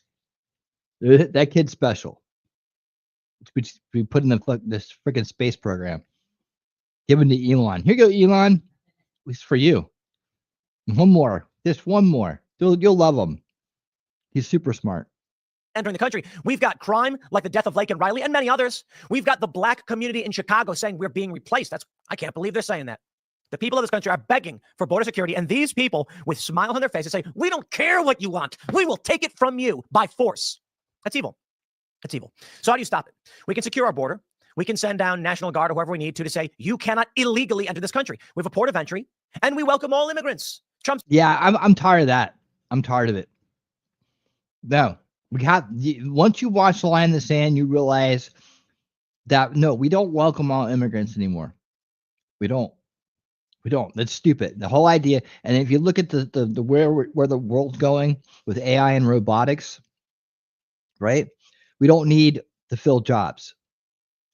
Like we just need to put people here to work and get them out there working and make it worth them going to work while they still can do those jobs before the robots take them, because robots will take them. They will. So this whole idea that we need all these people for jobs, that's bullshit. I'm sick of people trying to shovel that down my throat. No, it ain't happening. Stop shoveling it in my ears. It ain't happening. It ain't happening. Right? There's generations of Americans that are right now coming out of school, that are right now going into school.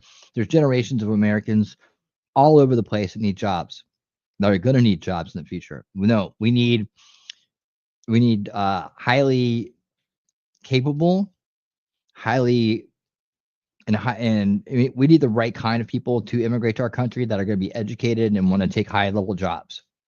The idea that we need millions and millions of workers to come from other countries, that is freaking bullshit. And I'm sick of people just saying it, like Tim just lets it roll off his tongue and not realize what a dumb statement that it is. It's stupid. It's definitely not forward thinking. I mean, in terms of understanding what the future is going to be like.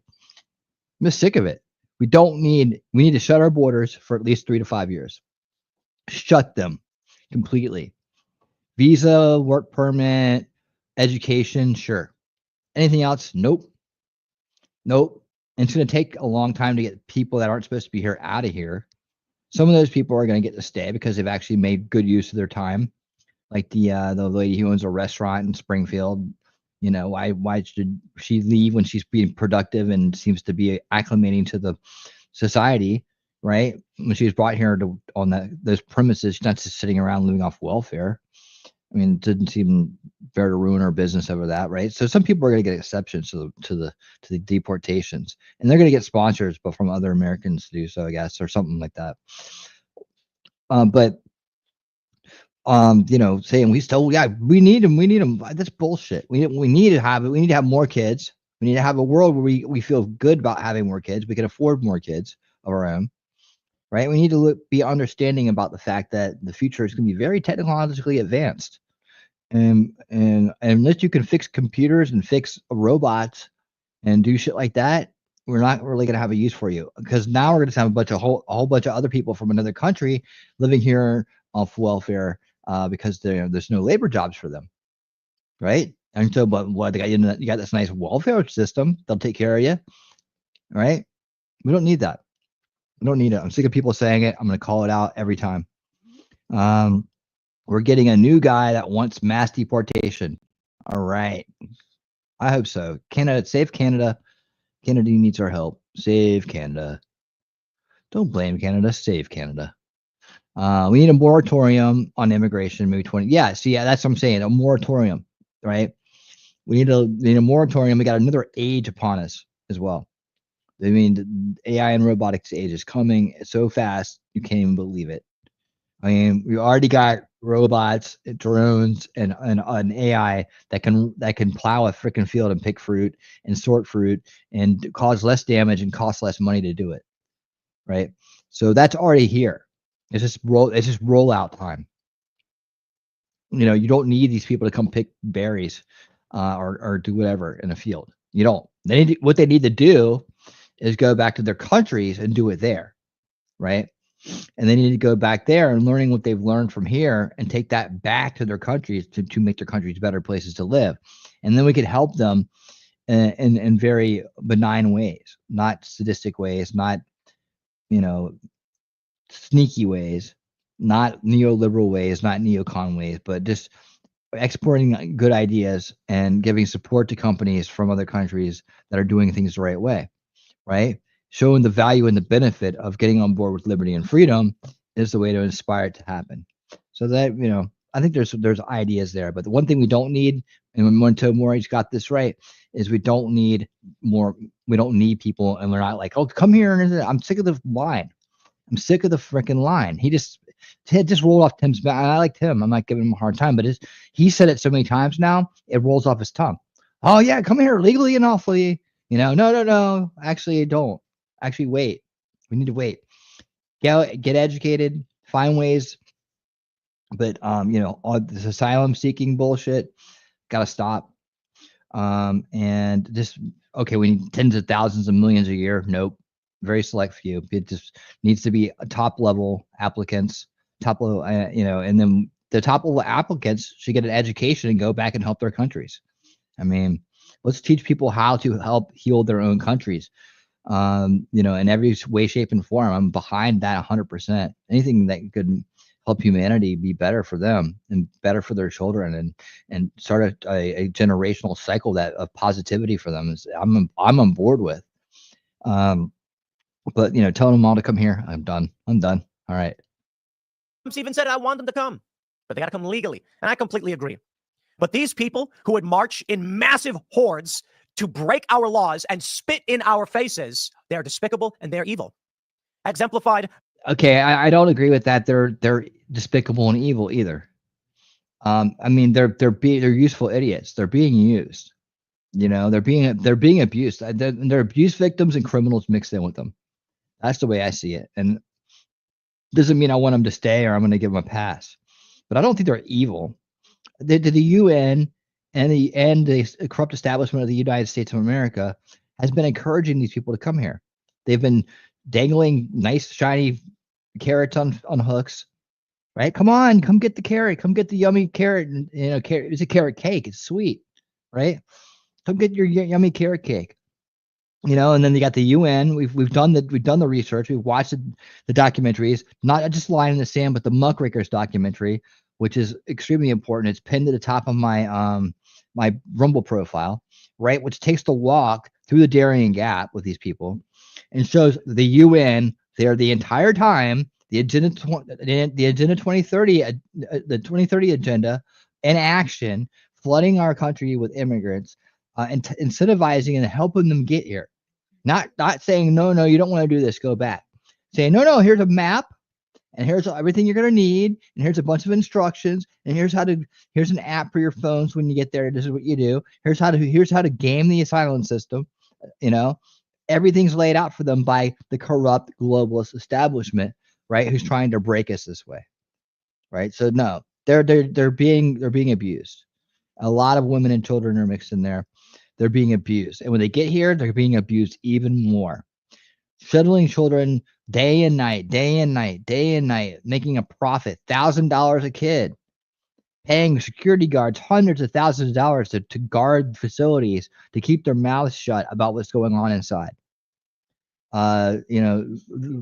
Vans from the airport, vans from facilities, shuttling children off to houses with 10, 15, 13, 14, 15, 20 kids in them, with people that have questionable moral and criminal moral value, and with criminal backgrounds in areas that they shouldn't have kids, right? This is all in Line in the Sand. This part is all in Line in the Sand. The walk into the country is the Muckraker documentary. If you watch those two together, you know everything that's going on, right? So no, they're not evil people. They're breaking the law, and that's wrong. Yeah. There are some evil people mixed in. There's gang members that are coming here for crime, easy money, go to places where they'll let you out of jail the day you commit a heinous crime because of where you're from and the color of your skin or whatever else, stupid laws they got in their cities, their woke cities, right? That kind of stuff. Yeah, there's plenty of that. Plenty of gangs coming here to exploit us, to hurt us, mixed in with these people, right? And there's plenty of people from all over the world that are bad people that are coming in. This mob, they're being incentivized to come here. Let's never forget that. By the children who are unaccompanied or sent into traffic, or trafficked into the worst possible scenarios, and our border guards know it. When we say in large numbers we must secure our border, second biggest issue according to Gallup, and Trump wins the election, and they try to storm the gates, that's evil. Just outright evil. And so something must be done. Well, the Democrats say Donald Trump using the military to go after migrants and deport them. That's wrong. And it'll be too expensive. So Trump says, we're going to put a tariff, 25% on the border. I didn't misunderstand him, right? If he's talking about the people that are sitting him here, that they're evil and spit on our faces, I'm with him. I just want to make sure I didn't misunderstand him. Got to do it. And what ends up happening? They scream, they spit, and they yowl. And they say, ha, MAGA, you just played yourself. Actually, do I think I have here we go. Look at this one. Republicans against Trump tweets. About 85% of avocados in the U.S. come from Mexico. Get ready to pay $4 to $5 for an avocado at the supermarket. The same goes for tomatoes, berries, limes, mangoes, corn, beans, beef, shrimp, tuna, tortillas, and many, many more items. First of all, this individual is not particularly bright, because that would imply the cost of avocados. But I'll do this. Let's I'm going to pull up Walmart, and let's just do a general search and do the actual cost per avocado. Fresh avocado. They are expensive, don't get me wrong. 78 cents. Heavens me. 78 cents for a single avocado. Well, I'm no mathematician here. I'm just but a humble internet whinger. But I can tell you that 25% of 78 cents ain't $4. Now, by all means, make arguments about the expansive cost in general, I guess.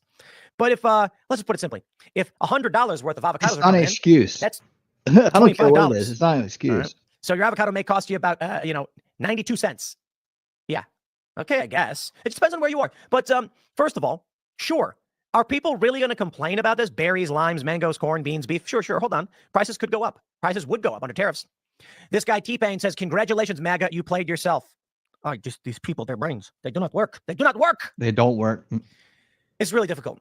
It's really difficult when you have people who are short-term, single-ordered thinkers. Okay, Donald Trump ain't that. Not that I'm going to sit here and claim that Donald Trump is the smartest guy on the planet, but he certainly knows how to run a business. Then they're going to say, Donald Trump filed bankruptcy 5 times. Bankruptcy doesn't mean your business failed. Bankruptcy protection stops your business from being shut down, among other things, unless you're like liquidate your assets or something. But Donald Trump, who's had like hundreds, I think over 500 businesses and declared bankruptcy on, I think 5 of them. It's like, okay. It's like a fairly decent rate of success, to be honest. What's this?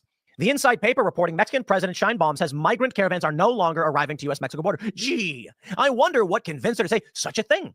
Could it be that within an hour of Donald Trump saying, unless this stops, there will be a tariff, they went, okay, don't let him go, don't let him go. It's almost like Joe Biden, the Biden administration, wanted this to happen. These people are nuts. It's almost like he did, right? It's almost like he did. Single order thinkers.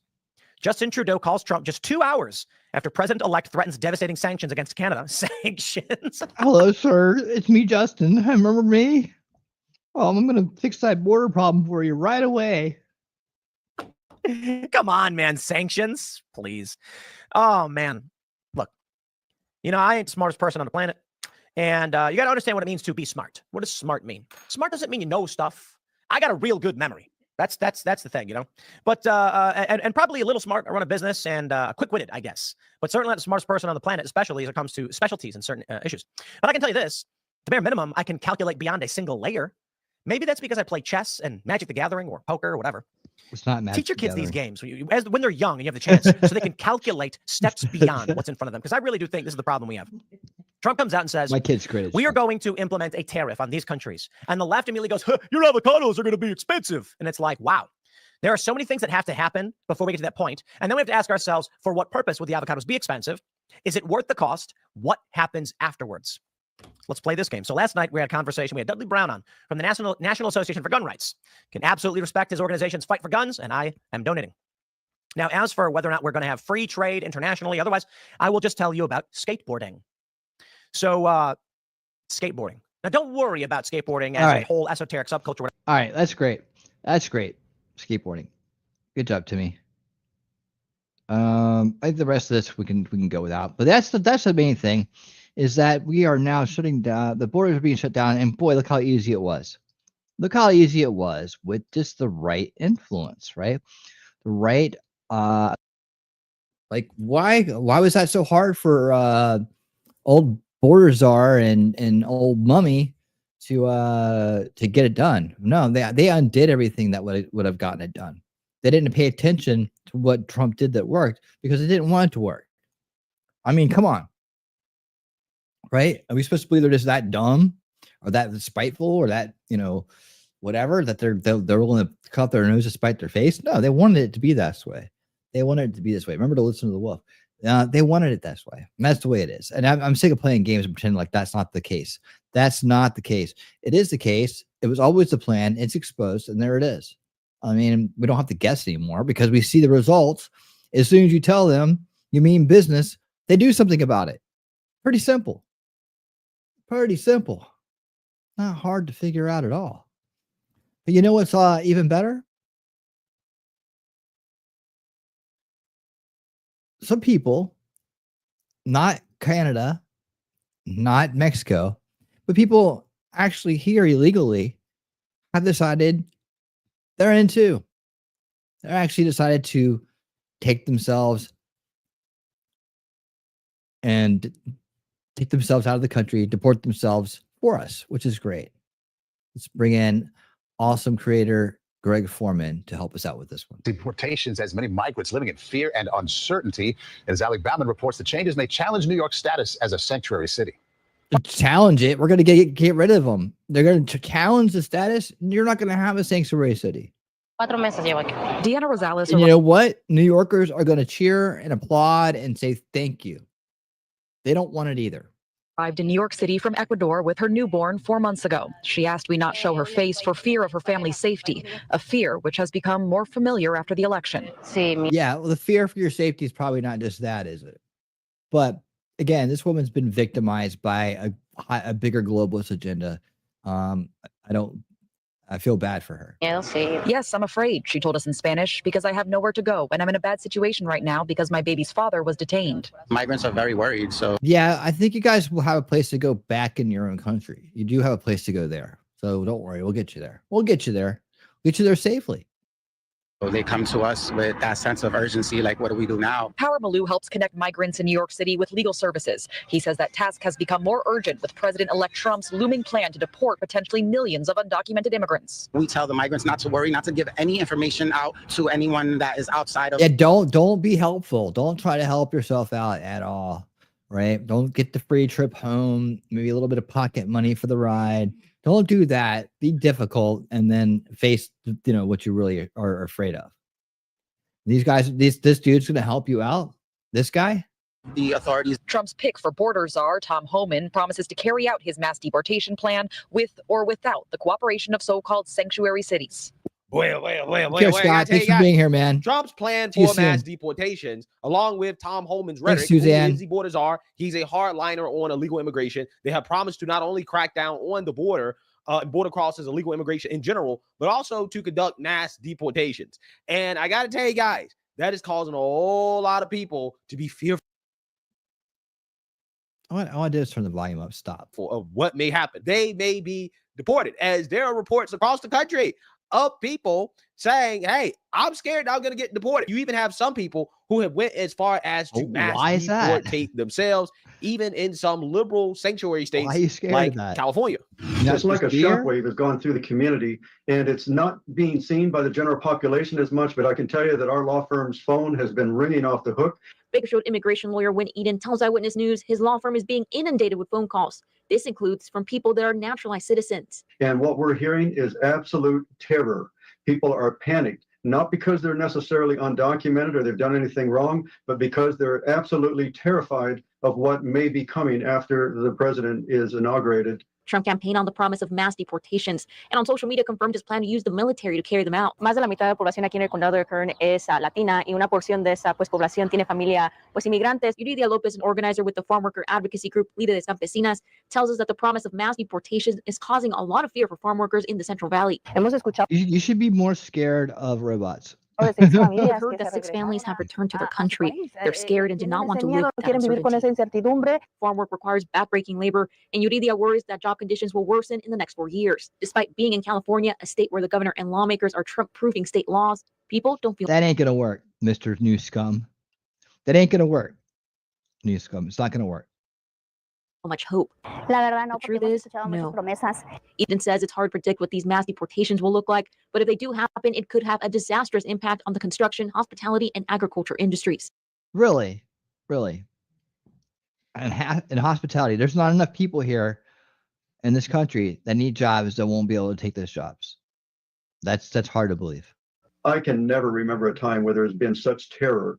And I use that term conservatively. They're very, very, very laying it on thick in this piece, aren't they? People are very, very concerned, and I don't know how else to describe it. You know, the problem is we're very terrified too. We're very terrified of the fact that we had a government, corrupt establishment of power in our government that opened the border and let these people in, right? Illegally, let them come in and break the law and basically, say screw our laws. Screw the rule of law, right? And it screwed the rest of us and made the rest of us pay for it. We're very terrified of that too. We're terrified of gangs in our cities. We're terrified of crime. We're terrified of people loitering. There's just so much stuff that's going on because people just let them in. And if they hadn't just let them in, then these people wouldn't be terrified in the first place. Of course, they shouldn't have come here, but somewhere in the back of their minds, they knew what they were doing wasn't right, even though they were being coerced into it. So everybody has to kind of share the blame on this one. The bottom line is to fix it. We got to kind of put things back the way they were. Except using the word terror that is going through our communities right now. Yeah, and you're a lawyer trying to make money. Yeah, so the rhetoric is having the intended effect. And people got to understand that rhetoric matters when it comes to this issue of illegal immigration. When you talk about wanting to enforce the laws on the books, saying, hey, no, the border is not open. If you come to the border trying to get into the country illegally, we're going to turn you around. You're not guaranteed to get in just because you come to the border and say that you're seeking asylum, just because you come to the border and say, yo tengo hambre or yo tengo sed, right? That doesn't mean that you are going to get in automatically. Okay. In fact, you may have to remain in Mexico. In fact, you will have to remain in Mexico. And that matters, right? It absolutely matters. Okay. Because one of the reasons why illegal immigration was out of control under the Biden-Harris administration is because of their rhetoric before they got into office. During a Democrat primary, we all remember Joe Biden, Kamala Harris, trying to outwoke each other on this issue of illegal immigration, along with a bunch of other Democrats telling illegal immigrants, yeah, you can come into the country, right? The border's open, right? Come. Okay, this is what they were saying during the Democrat primary in the illegal. Yeah, and you know, I just thought about this. The guy said earlier in the last piece, right? The guy on Twitter that Tim was pointing out said that get ready for all your berries and your avocado prices to go up because they're all coming from Mexico. Well, if these people have to wait in Mexico and they're coming here to pick fruit and vegetables, well, could they just pick the fruit and vegetables there? And that problem solved. They get the jobs they want, right? And we don't have to put tariffs on Mexico, so everybody gets their avocados and their berries for, you know, a couple cents less. Problem solved. Illegal immigrants showed up in mass at the border, essentially on Biden's first day, right? He let them right on in. Okay, rhetoric matters. Now you're saying Trump and Tom Homan come out and say the exact opposite of what Kamala Harris and Joe Biden was saying. And guess what? You have people now self-deporting. They're saying, no, I would rather self-deport and to go back to my country rather than to live in fear of being mass deported, which tells you everything you need to know about how fearful they actually were living in their home countries, right? Because the rationale for letting these people in is that, well, they're escaping political persecution, right? They're not safe in their home countries. Again, apparently their home countries aren't so unsafe that they feel as if it is more dangerous to stay in the United States than to go back to their home countries. Again, it tells you. So yeah, it's not that safe, not that unsafe, right? Not so unsafe. Everything you need to know. My gut feeling is that all of the people that are self-deporting know they should not be here in the first place. And that takes me to another story out of Springfield, Ohio, which has gotten a whole lot of news because that has been the focus one I was talking about earlier. The mass immigration, illegal immigration that has been disguised as legal immigration due to Democrats trying to bend the rules and to wave a magic wand saying, no, all of these Haitian migrants, yeah, you can come right on in, right? Come right on in. We're going to call you workers, right? We're going to give you temporary protection status and we're going to put you in the town of Springfield and allow you to live there off of government resources, right? And even those migrants are deporting themselves, okay? And CBS is going to tell a sad sob story about what's happening. But what I want you guys to really pay attention to is not the sad sob story, but the fact that this woman is saying, there are some migrants who have decided, you know what, I'm better off leaving, right? I'm better off fleeing, going back to my home country, right? Rather than to stay in fear of deportation. So without further ado, let's get into it. Trump's threat to carry out mass deportations is putting immigrant communities across the nation on edge. Take Springfield, Ohio, where Trump accused Haitian immigrants without any evidence of eating pets. Well, many are now leaving the city fearing deportation. CBS's Nicole Valdez spoke with a woman in Springfield about the uncertain future for her community. I just boiled that. It takes a long, long time to cook. Kathleen Moyes fled unspeakable violence in her homeland of Haiti 6 years ago, hoping to find peace and a slice of the American dream. I stay here. I do two jobs to make my business. That's why I don't go back to Haiti. How many people do you think that you know have left Springfield? I know almost 10 people. And who are those people? Friends, my neighbors. She saved money for years and recently opened a restaurant. One of the thousands of Haitian immigrants building a life in Springfield, Ohio. I mean, dude, that she saved money for years and opened a restaurant. That's some serious work right there. If that's the real story, and think about that. I mean, to save money for years. How many years has she been there? But how much money can you say? How much does it cost to start up a restaurant in Springfield, Ohio? I mean, maybe I just don't know enough about things and stuff like this. I mean, I'm more analytical, logical workflows, technology-driven kind of person. I don't know much about starting up restaurants. I gotta admit. But how much does it cost to do that? Somehow she did it, and not being an actual citizen of the country, was able to start up enough money to start a business, start a restaurant. I mean, that's the kind of person you'd want to keep, right? Can I have you? Now find themselves in the crosshairs of the incoming administration. I don't know. We're going to have the largest deportation in the history of our country, and we're going to start with Springfield. Moist that was the California rally. Most are here legally through temporary protected status, which President-elect Trump has vowed to end. Legally yet corruptly, right? Like that's a program that shouldn't have been done the way it was done. It seemed to be done. It seemed to have some nefarious purposes behind it. But anyways, these are the people that suffer from it, as that got caught up in the middle of it. I can't talk. I know, it's difficult. Yes, I'm here to make you feel bad for the camera, so make sure you cry. I'm scared because on my business ID, this bond, I lost my mom. Someone come in the business, they shoot my mom, the gun, bond my business, get deportation, go back Haiti. For me, especially, I can be dying. That's what I'm thinking of Wolfram. Many Haitians are leaving town, even Moise's own daughter. When your daughter told Look at that. They made sure they put the Trump, they said the Trump sign on the side of the building. Oh, her own daughter, Trump. You see what they did there? These people are evil. This is CBS. This is evil. I should have just scrolled backwards. Sorry. Always do it. Just do it. And talk for a second anyways, while this maybe never catches up. Come on. You're gonna make me do this.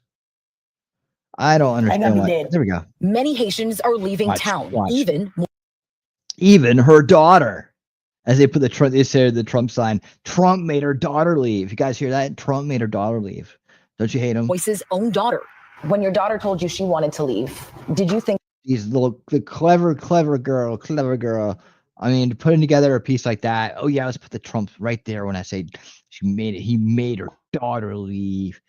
That'll make people hate him. About also leaving? Yes, I keep thinking about that. I don't know where I'm gonna go, but I keep thinking about that. We're hoping everything works out the way it needs to work out. You know, God somehow works everything out. You know, if you got God, you have everything. That's right. Faith fueling Moise's motivation to keep cooking, to stay in Springfield. While her business and her future hang in the balance. Nicole Valdez, CBS News, Springfield, Ohio. Yeah. So again, you have CBS telling this sad sob story. Now, do I think that this lady is going to get deported? No, right? I don't think this lady's going to get deported. I think they're going to focus mostly on the criminals, okay, and the people who pose an immediate threat to the country. Now, in terms of what they're going to do with all these temporary protected workers, again, hey, that remains to be seen. I personally don't think it's a good idea to put them all in one town. And I also don't think that we should be obligated to take all of them in, right? Some of them, unfortunately, they're going to have to go back, especially if you're a man, right? I feel very strongly about how we should not be letting military age young men into the country. Okay. It should be extremely hard to come into the country, especially when we talk about seeking asylum for a young military age man. Okay. Because the right of passage. Exactly, man. And I think that's the way they're going to approach it too. And I think that's what we've been told many, many times now. For a young military age man throughout all of history, when his country is in trouble, is to stay there and to deal with the problem. Okay. I'm just saying. So, you know, I think a lot of these people are fearful for no reason, to be honest with you. But hey, the point is that the fear is resulting in some people self-deporting, right? Which is also a part of the plan, right? That is what Republicans have been talking about, that a lot of people are just going to leave on their own, because ultimately, in the day, at the very least, Trump is going to make it harder, or at least I'm hoping that he does. He's going to make it harder for these people who are here, who don't get deported. He's going to make it harder for them to stay, because they're not going to have access to the benefits, right? They're not going to be getting the government assistance, because a lot of these sanctuary cities, that's what they're looking for from the government, right? They're looking for the government assistance and for work authorization permits. And if Trump denies that, at some point, the sanctuary cities are going to have to say, okay, well, we can't afford to continue to have these undocumented people here, and we're not getting any assistance, right? They can't work legally, and we're not getting any federal funding. They're not going to have any options, right? And if they don't have any options, then they're going to have to go back, right? They're going to have to self-deport, right? And you're already seeing it happen. And again, the point of this video is, again, rhetoric matters, right? In regards to being tough on the border, okay, and being straight up about how we are not going to have tolerance for this type of mass illegal immigration. And lo and behold, what happens? People leave, okay? And I guarantee you, under the next 4 years of Trump, we will not be seeing the amount of people show up to the border demanding to get into the country like we saw under Biden-Harris. And that in and of itself is going to reduce illegal immigration significantly, right? I mean, let me just add to this. We need to call out the UN for doing what they've been doing to agitate this entire situation, to facilitate and enable this entire situation. We have to call it out. No one's given them the hell they deserve for being a part of this. and they need to do it. We need to do it, and they can't get off scot-free, and they have to pay for what they've done. End of story. I'm sick of this. Everybody pretending like the UN isn't out there doing bullshit every fucking day to ruin this place, right? To drive home their globalist agenda. It's happening. And so these people that were down there in Panama and Ecuador and other places, they're handing out maps, giving them, doing all this and that and the other, calling it a humanitarian effort. They were enablers. They're not supporters. They're enablers. If they were supporters, they'd be getting them back home and try to figure out how to fix their own countries, right? But they're not doing that. They're enabling them to come here and break the law. That makes them culpable and responsible for that crime, for each one.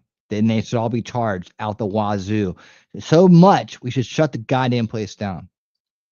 Significantly. So, again, a lot of these people are living in fear, but some of them, hey, rightfully so, because a lot of them know they ain't got no business being here, right? And they know that they're here illegally, and hey, they just decided, it's just better to go back, and I'm good with that. And the others that decide to stay, we'll see what happens. But I don't think that all of these people are going to get deported, right? So, I think a lot of it really is just them being unsure about what's going to happen. Regardless, again, you're already seeing the mass deportations, or at least the rhetoric in regards to mass deportations working. Okay, he's already off to a good start. Okay, by having people leave out of fear, right? And that's how it should be. If you're living in the country illegally, leave out of acceptance. You should be living in fear. Living out of acceptance. Accepting what's coming. That you are going to be deported, right? You should just be over here all comfortable thinking that, oh no, I'm good, I'm just going to stay here, I'm not afraid of being sent back. No, you should be afraid of being sent back, because that is how you enforce the law, right? That's how you change people's behavior. Okay, that's how you reduce. And nobody's been scared of that for the last 4 years at all. People trying to get into the country in the first place. So hey, let me know what you guys think. Make sure you like, comment, and subscribe. Most importantly, share a Black conservative perspective. Peace. Yes, do that, Greg. This death. All right. There we have it. We're caught up on Border Watch. Some great news there coming out. The border invasion situation.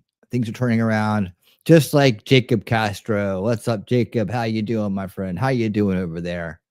How are you doing over there? In Rumbleland. What's up in Rumbleland? Let me look over in Rumbleland. Rumbleland, what's up? How you doing, Rumbleland? We're maintaining the course over there. I'd like to get up to 559. Thank you so much, whoever just joined. Who was that? Jupiter2 Universe. Thank you so much for following us 4 minutes ago. Just started following us over there. I'm glad I caught that maybe in time to say thank you to you personally. Thank you so much. I appreciate it. We're getting so close. We get to these moments on Rumble, and then it gets quiet for a while, and then we go through more moments where things pick up. And man, it'd be great if we can get to 600 by the end of the year. Let's do that. Let's get to 600. Well, doubled plus, or I don't know. Did we start 200 this year or 300? I don't know, but if we doubled, that's great. We're gonna keep going. We gotta break 1,000. We gotta break 1,500. That's where we want to be. We want to be at 1,500 as fast as possible. And that we get out there more people that way. But thank you so much, Jupiter2 Universe. Thank you. All right, Jupiter, and hey, it's looking good over there in Rumbletown. Rumbletown, activate the Rumbletown. Yeah. Okay, there we go. That's my Jamaican. What are we doing next, y'all? Where are we at? We're coming up on the second hour. Let's talk about cabinets. What do you say? Let's talk about the cabinet picks. We're just gonna go, and if as far as we get, whatever we don't get to, we're gonna get to. I tell you what. Would you guys like to talk about cabinet picks? The cabinet pick, in general, a controversial cabinet pick at the Surgeon General, who evidently has done very nasty things. I don't know. Actually, I don't know. I need to learn about her as we go too, but supported some things that most of us here don't. Let's put it that way. Or would you like to jump over to the J6 investigation as the guy that we're following here doing the J6 investigation? His name is, I always forget his name, but he's a badass. Steve Baker. How did I forget Steve Baker? Tom Baldwin, what's up? What's up? How you doing? Thank you for supporting the channel. Good to see you, my friend. America rocks. That's right. Woohoo! America rocks. And by the way, guys, I put out a new video today. Yeah, there you go. I won't read that. I won't put that on the screen, but yeah, I see you, Tom. I hear you. Let's do it. Steve Baker investigation, a 10-minute piece that catches up on the J6 investigation. This one's called "Who Were the Two Unidentified Men Inciting Riots on January 6th?" There's that. Or we could go to talk about Trump's pick for Surgeon General is absolutely outrageous by WW3. That's the two pieces we're going to analyze. Whichever ones you guys want to do next, I'll do, because there's those one hits on both categories. Peace and happy Thanksgiving. Yes, Tom, thank you. I know enough is enough. That's right. Me too. That's right. Enough is 8 is enough too, I hear. The happy Thanksgiving to you, Tom. Thank you so much.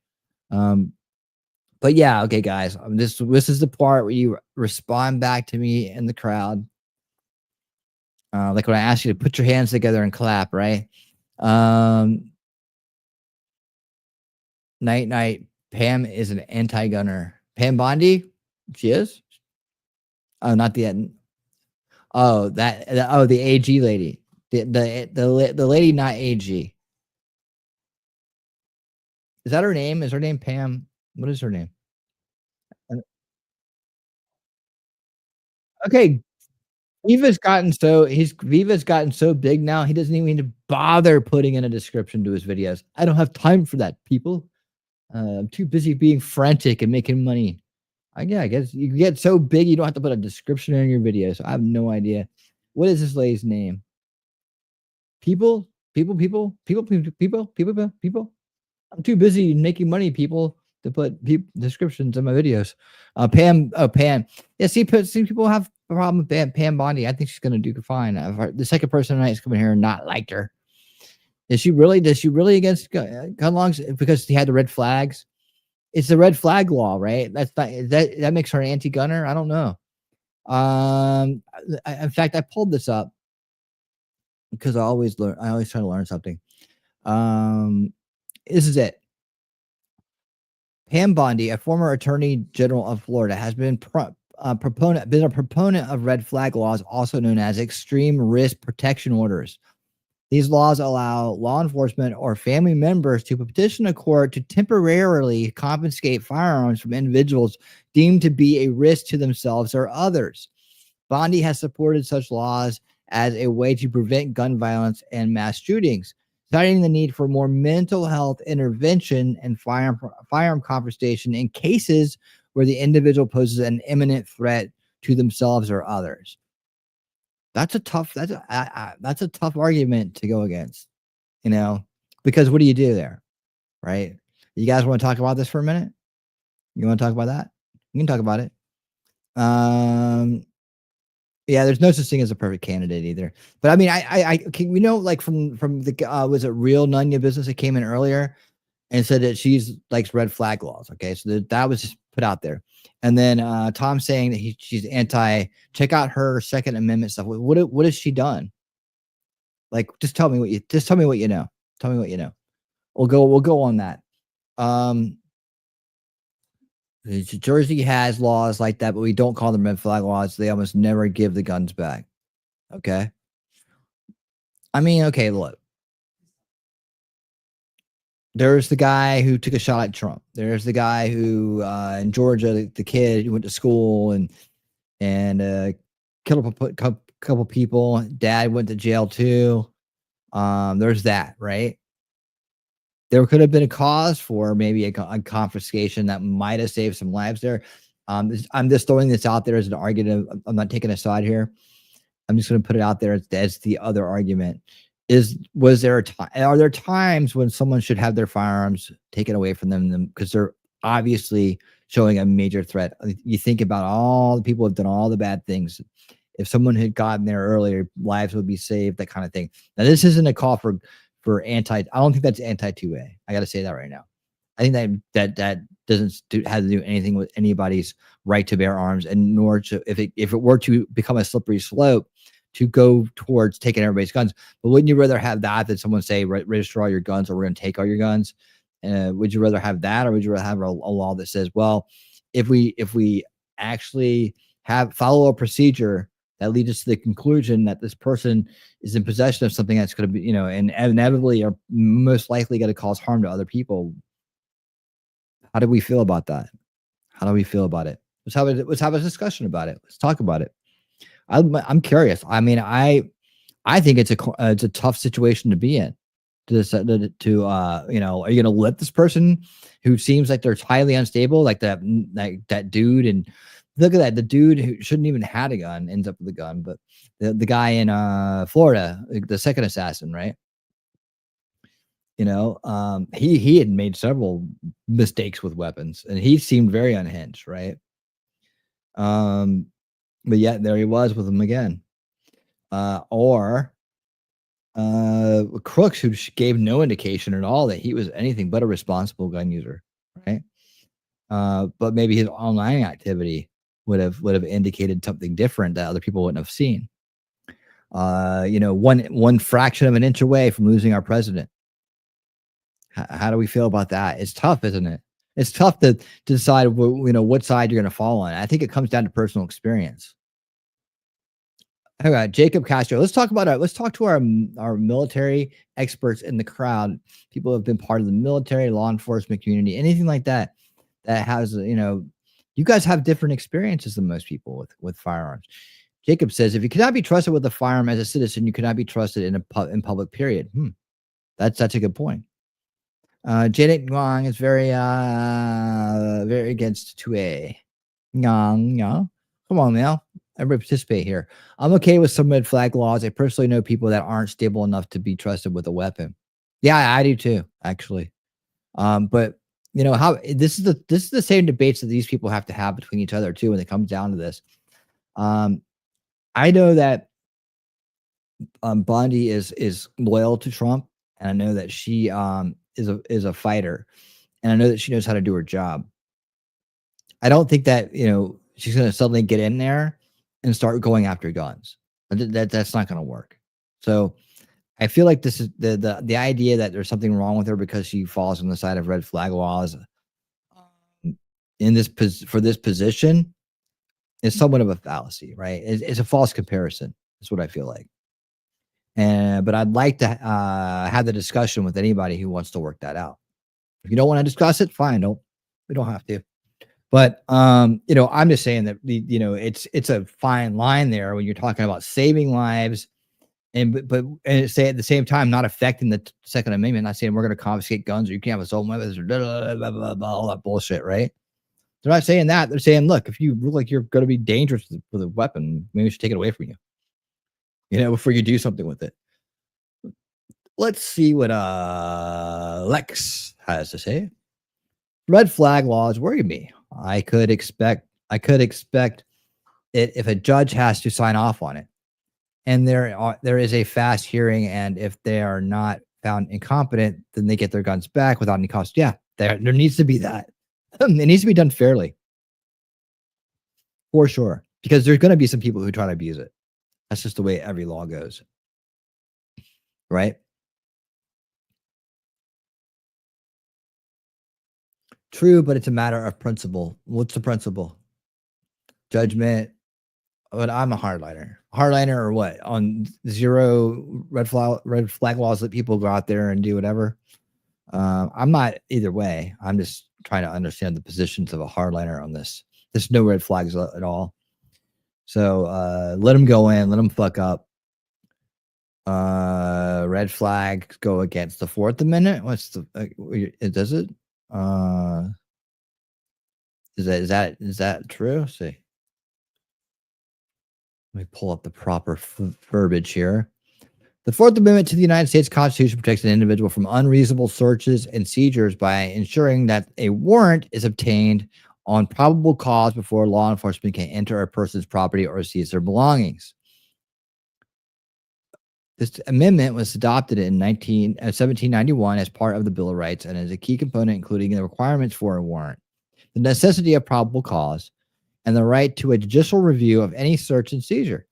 So you're saying that red flag laws do not follow these laid out procedures in the Fourth Amendment? They don't require a warrant. They don't require probable cause. and let's see what's the other one. And they don't have a judicial review. Is that what you're saying, Mr. Angry Conservative? I don't know. I'm not a scholar on red flag laws. That's why I'm letting the crowd talk. I'm letting the crowd get it on out. Where'd Tom Baldwin go? Tom, what's up, dude? You brought this is your discussion here. I started this one for you. Where are you at? Did he leave? Oh, he's got to go. All right, we're off of this. We're off. You guys want to keep talking about it, or you want to move on? Seems like one of those things that people are just going to have their opinion about no matter what. Government involvement always makes things worse.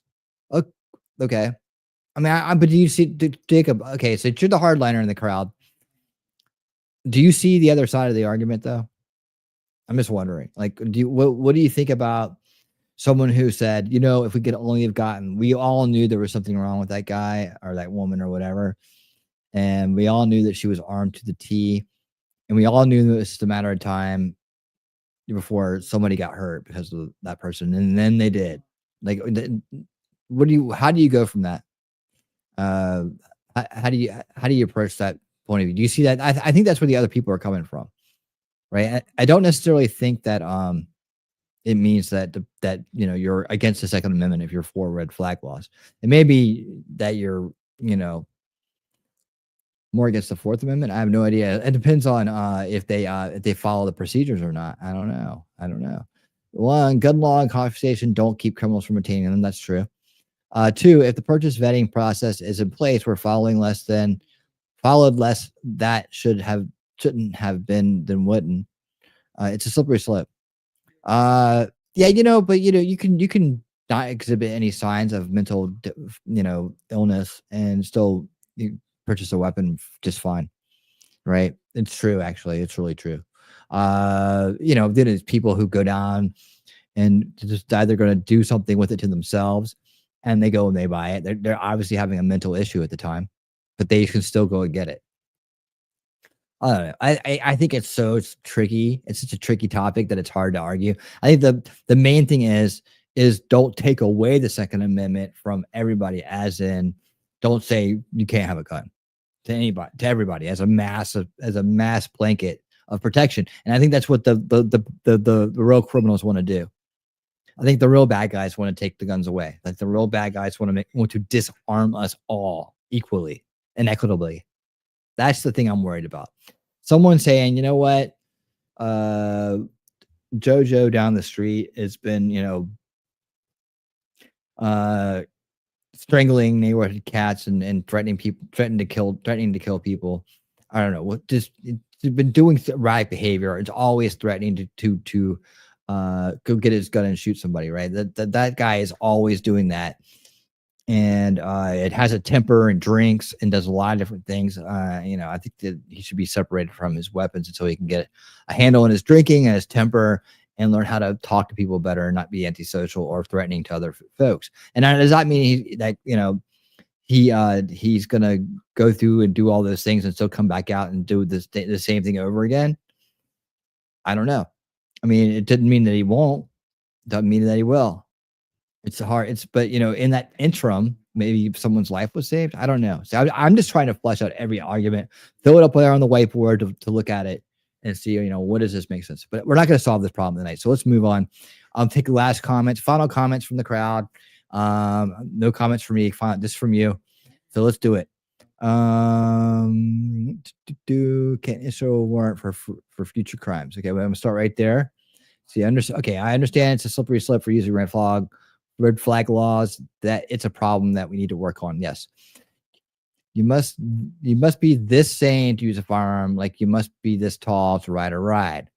My uncle had to pass a psych test to get a gun license in Jersey. Right? Exactly, T3. Can't issue a warrant for suspicion of future crimes. I don't know if I don't know if that's particular to a carry license or what. I think it depends on the state, T3. If a psycho has a gun, shoot back with your gun, says Jacob. Blue state red flag laws are completely unconstitutional, as was said, no Fourth Amendment protections. Okay, so state to state, these red flag laws vary. Pam Bondi being a Florida resident, this may not be the same impact as a blue state red flag law. Good to know, Lex. Good to know. Not follow less. Okay. Being a Trump supporter is enough for at least half the judges in this country to impose this on you. I don't know about that. I mean, in a corrupt establishment run world, it will be. I can agree with that. But as of right now, I think you need a little bit more inflection and punctuation off. Inflection and punctuation off. No legislation to prohibit outright. They should encourage more responsible sales. Maybe have a way to report problem customers or those with obvious issues. I guess it depends on what people are calling red flag laws. The definitions may vary. Yeah, there we go, Memento. Now we're getting over the target, I think. Heidi agrees with Lex. Angry conservative pops in to say, with red flag laws, you can't question the person that did it against you. Question the person or persons. Well, you have to get rid of your accusations and you can put them back on them. I would say if it borders on a harassment or defamation, you have a case. Lex Entropy. Laws that permit police to show up and say, your neighbor said you're nuts, give us your guns, are unacceptable. Yeah, I agree with that. You need to have more than your neighbor said. This is a Nazi Germany. Lex, I totally didn't see you. I'm sorry, hun. The laws are being abused just like with swatting. Ah, there you go. That's a red flag on the red flag laws. That's okay, Shelly. I popped in late. Great to see you as always. Exactly, Wolfram, says Heidi. And talking trash and truths is happy with the heart. Okay, let's move on to our next topic here. You guys never decided what we're gonna do. We're gonna do the Surgeon General now, just because. That's what we're gonna do. All right, that's what we're gonna do. Here we go. Let's get mad at this person instead. Let's see what she's done wrong. What'd you do wrong, girl? We're gonna get to the bottom of it with highly anxious and pouty Viva Fry. Let's go. And older that we can vaccinate with Pfizer, for example, but we're still undergoing trials for the younger children to be vaccinated with Moderna, with Pfizer. So we're still waiting on that. Look at this woman's face. How is she high? What's wrong with this girl? In the middle? Open your eyes, hun. It's okay. What in the world is wrong with this woman? The face. Oh my God, the face. What is up with her eye? What is she doing? Oh God, she sniffed the glue. It looks like I picked the wrong day to stop sniffing glue. It was my turn to wear the yellow shirt. Yeah, I mean, I think it's important to encourage and emphasize the benefits of being vaccinated. Number one, it can keep you out of the hospital. It can prevent you from dying. Not only are you protecting yourself, but you're protecting others in the community. And when you become vaccinated, we can open up. We can go to concerts. We can go to... Okay, so this is obvious what she's talking about here. The rhetoric of this piece. I don't know if Viva will verify this or for us or not, but I'm going to tell you right now, I can clearly tell this is during the lockdown. So this was like at the beginning of it, maybe as the thingamajig was rolling out, right? As the rollout was anticipated, right? But this is definitely during lockdown city. And this is probably early in it. So I'm just gonna put that on the whiteboard for now. Just she's repeating what she's being told is what I'm saying. Restaurants, we don't have to worry about social distancing and masking if we all can do our part. So ultimately, if we're at about... And this is her Jeanette Noishiwa. What's her name? Nishiawati got a big old body. See, Fox Media news medical contributor. She's a news medical contributor. About 30% of Americans being fully vaccinated right now. If we can get that number up to 70 to 85% per the CDC recommendations, then we can resume a normal lifestyle, and it's going to be worth it to me. Yeah, I think it's important because, again, only a third of Americans are fully vaccinated with these very safe and effective vaccines, Moderna and Pfizer. But we do have to get that number up. We're acting like she knew this at the time. I'm just going to point this out. Dr. Jeanette, we're acting like she knew this at the time. This is before side effects. This is before anything else. This is just there's a pandemic. But didn't Trump have the same position? I'm going to play devil's advocate here. You know what side I'm on. You know where I'm at on all these issues. By the way, as a parent of an unvaccinated child, and you know exactly where I stand on all this shit. I don't trust the people who make it. Never did. Probably never will. However, I try to empathize with people's situations and their conditions at the time. And didn't Trump? We just elect a guy who came up with warp speed. Just saying. Higher before we can resume normal activity. I think that's very important. It's also important that if you, like I said again, guys, this is before all this stuff happened. This is before the problem with this piece. I'm already seeing it. Right, it's a juxtaposition, and it's going to trigger a bunch of people with issues here in the present. When this is the past. This, and now if I'm wrong, and I'm like I said, I hope there's some verification on what date this was taken, right? But right now, judging from what I'm hearing, it sounds like the rollout has begun. There's a certain amount of people that have had it, but it's not to the point where I don't know. Now, if this is after the fact and we know there's harm being done and she's still pushing this shit, I'm there with you guys, but I just can't make my mind up yet to emotionally react to it at this point because I don't know anything about what I'm seeing. Right? I don't know anything more than this is definitely during the rollout or shortly after it, and this is a person who's speaking on behalf of the medical community who got all their information from Fauci. So start your first dose, you get your second dose, because there's many who are not making the appointments for their second doses, and you will not get that 94-95% safety and efficacy if you don't get both doses. That's critical. And believe me, I'm not supporting anything she's saying here.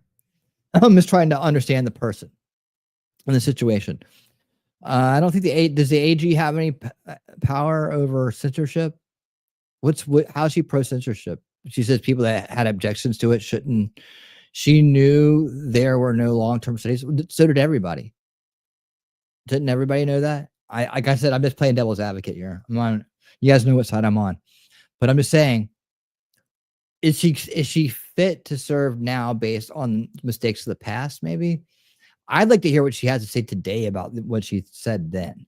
That would be probably the biggest winner. Would that change anybody's mind? Would that change your mind, Jacob, since you definitely have some information on this?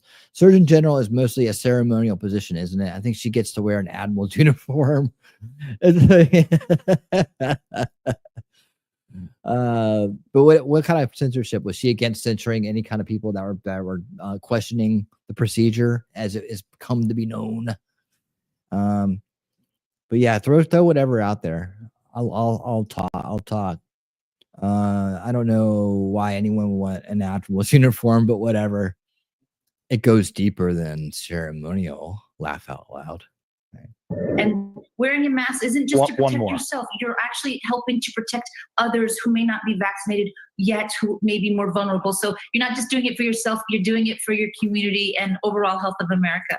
Okay, so she said right there, just to be clear, I don't know what Viva's gonna say yet. But he said that she just said, for the record, that wearing a mask would be to protect others who haven't been vaccinated yet. And that obviously means that you're shedding whatever you just stuck in yourself, right? That's what that means. And that angle of wearing the mask is what she means. Okay. So now that we understand what she meant back then, right? Obviously, was highly promoting the procedure, highly promoting getting it twice, and promoting the wearing of masks for people who have gotten it, so not to shed their little mRNA breath on other people. And this woman in the middle is obviously high as a motherfucker. There you go. Okay. Some of you are saying, who is this and what are we watching? Her name is Jeanette Nikwash. I'm glad I'm not the only one who can't pronounce that name. Anyone remember J. Everett Koop? He was a cool surgeon general, but he didn't do much. Yeah, I remember him. I do remember him. censoring information as it came out that contradicted the WHO, the Fauci, and the meds that were actually helped. Okay. So she was definitely medical establishment of the time, right? Hindsight is always 2020. My beef is with her judgment at the time. Shouldn't be pushing shit she doesn't know is safe. Her and everybody else, right? Or was it C. Everett Koop? Is C. Everett Koop? C. Yeah, C. Did you say J? J is his brother. I don't know. Okay, so there's that.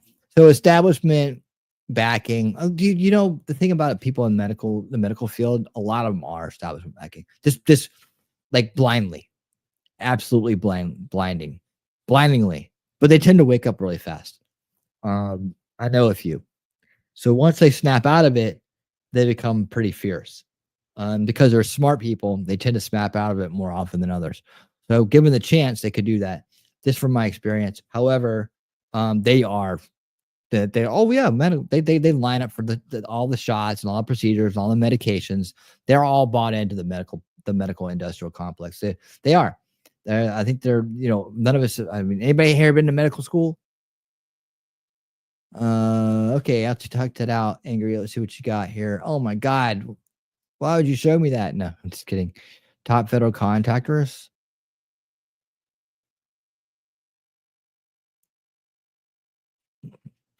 For 22. Okay. Thanks for that. All right, so let's listen to what Viva has to say here. Go Viva. NIDA Trump's pick for Surgeon General. Okay. Now, I've been putting out some tweets today and taking a small bit of flack for it because people are saying, Viva, trust the plan. And they're not saying it quite like that. They're saying, Viva, trust Trump and his picks. Oh, Viva, she's seen the light. She's come around. That was from 2021, people. Okay. Now, I'm going to say a number. Okay, so he just said it. So, yeah, thank you, Viva. That was from 2021. 2021. Okay. That's when that video came out. Let's go. This is going to be something of a detailed rant. Let's I wanted to do it in the car, but I just didn't have the time today. Detailed rant. People say trust Trump and his picks. First of all, supporting someone does not mean ratifying everything that they do. Supporting someone might mean making sure they don't make the same mistakes that they made the first time around. Agreed. I understand. And we all have a right to, and we all should be a little bit vigilant about that. He does have to earn our trust back on his picking ability. And while he's come out on fire with a bunch of great fire picks, people will find problems with all of them. I guarantee you. There's probably some people out there that don't like Vivek for some reason, or don't like Elon for some reason. I don't trust him. He makes brain chips, right? There's a lot of people in this world, and everybody has their own takes and tastes and whatnot. Like I said about Rubio, my experience is with him is little Marco Neocon, right? But can I really substantiate that well enough to say that Trump doesn't have him under control or know what he's doing when he picks him? No. So while I don't like the pick, I'm there with Ron Paul on that one. I'm willing to trust him on this one, and I'm willing to always remember the two magic words he made famous: "You fired." Right. So let's continue, and thank you, Viva, for pointing that out. 2016, everybody can pretty much unanimously agree Trump made terrible picks. He made terrible picks because he had no experience in politics in Washington. He thought he could trust people, and he thought he could convert people. The art of the deal. He thought he could negotiate with terrorists, basically. Boom, boom, and boom. Viva just nailed all three. He's on a roll, guys. And by the way, I'll go ahead and say it now so that Shelly can run and get it. I did the only documentary on Viva Fry on the internet. I did it. It was me. All right. And it's a documentary that is a journey of Viva Fry fleeing Canada to become America's first Canadian political refugee. It's a story of him and his family fleeing the country. Canada's national treasure, Viva Fry, fleeing Canada in the cover of darkness, fleeing the soy dictator known as Justin Trudeau, It's set to music. It's set to music with over 32 Canadian bands featured. It's Viva Fry's permanent vacation.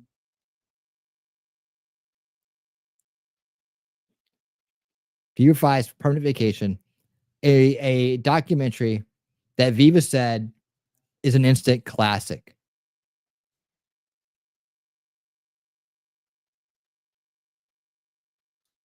You can find it. It's under videos.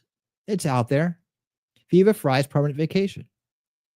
You can so find it. Okay, so how many cabinet members are you upset about, Jacob? I mean, seriously. You got to stand and fight, buddy. You can't just go run away. I seriously doubt anyone will be held accountable for things. What do you want? Who's going to be accountable? Who do you want to be accountable for what? Let's talk about it. Come on. Now let's line up a list, the ones you like and the ones you don't like.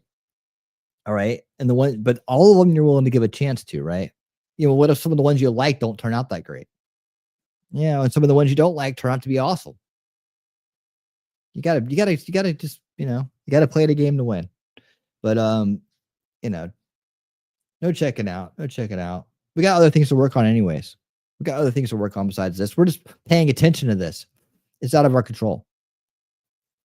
We're just paying attention to it. This isn't the solution. These are just part of the ways to get to undo damage or maybe put better things in place. That's all it is. No, the deep state's not picking Trump's cabinet. Who's the deep state? Who's picking his cabinet? Trump's picking his cabinet. He's picking his cabinet. His advisors, they may be bringing some people to the table, but I guarantee you for a lot of the key positions, especially the ones around him, he picked them. No, I guarantee you the deep state didn't tell him to pick Elon. All right, go Viva. So part of supporting Trump means not letting him walk into the same mistakes he made the last time.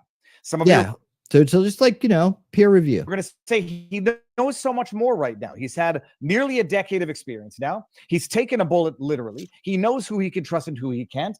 And to that, I might say, okay, he might know more, but nobody is susceptible of not making mistakes. Nobody becomes impervious to making bad decisions. That's the link you guys want right there. Viva Fry's permanent vacation. It is an instant classic, quote unquote, Viva Fry. All right.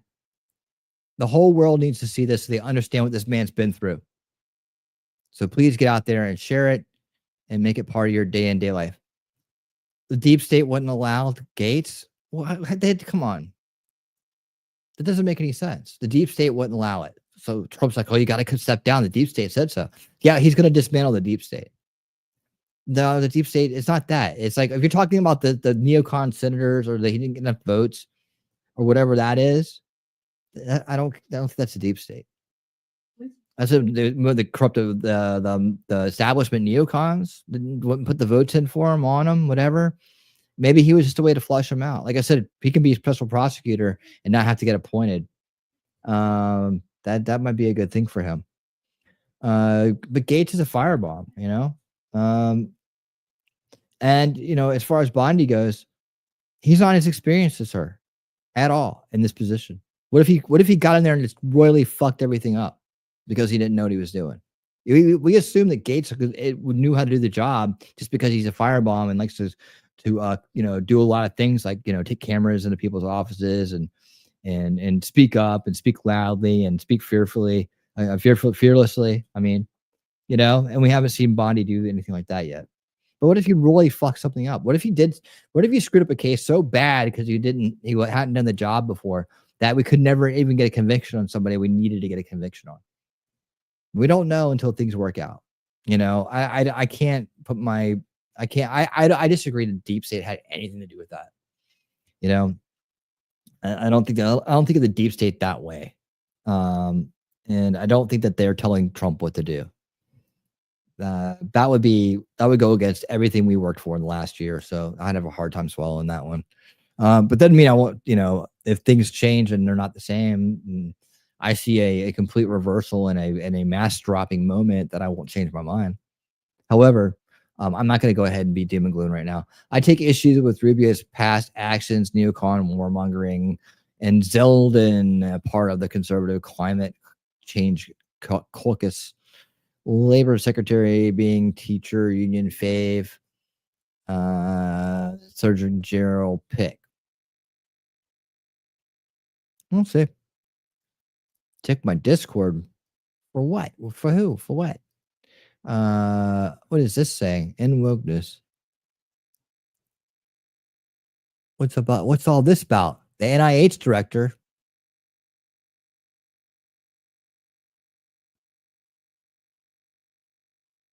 Oh, here we go. There we go. Well, this will cheer you up. Here, hold on. What's Viva? I'll be right back. Just stay right there, okay? I'll be right back. Here, this will cheer everybody up. Let's cheer everybody up. All right, put this on your happy list. Dr. J. Bahachara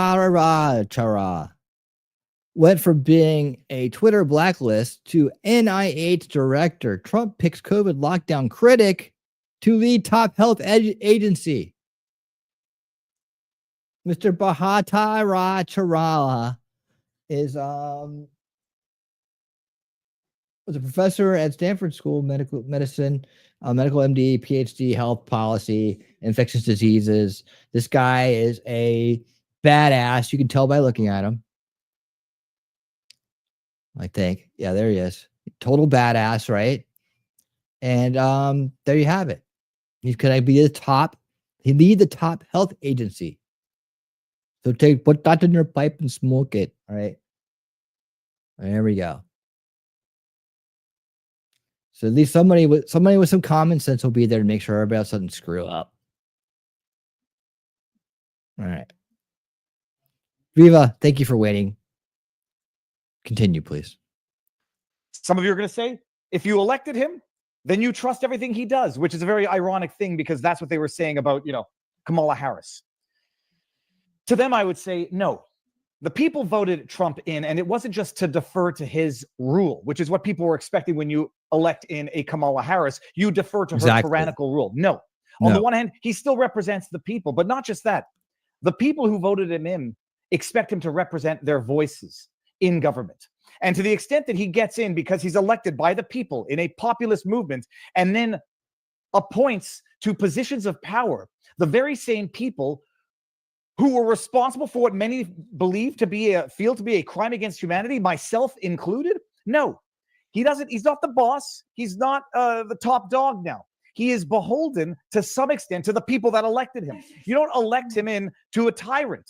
That's what the Democrats were suggesting was going to happen because that's what they know happens when you elect in a Biden, a Kamala Harris. They come in and then they rule regardless of what you want. The people put Trump in power to fight against the very swamp that he might, for whatever the reason, be appointing to positions of power now. So he's not a boss. He is the representative of the people. And if he picks somebody that basically spits in the face of the 76 million people who just voted Trump into power, you're damn right he should hear about it. Now getting to Jeanette.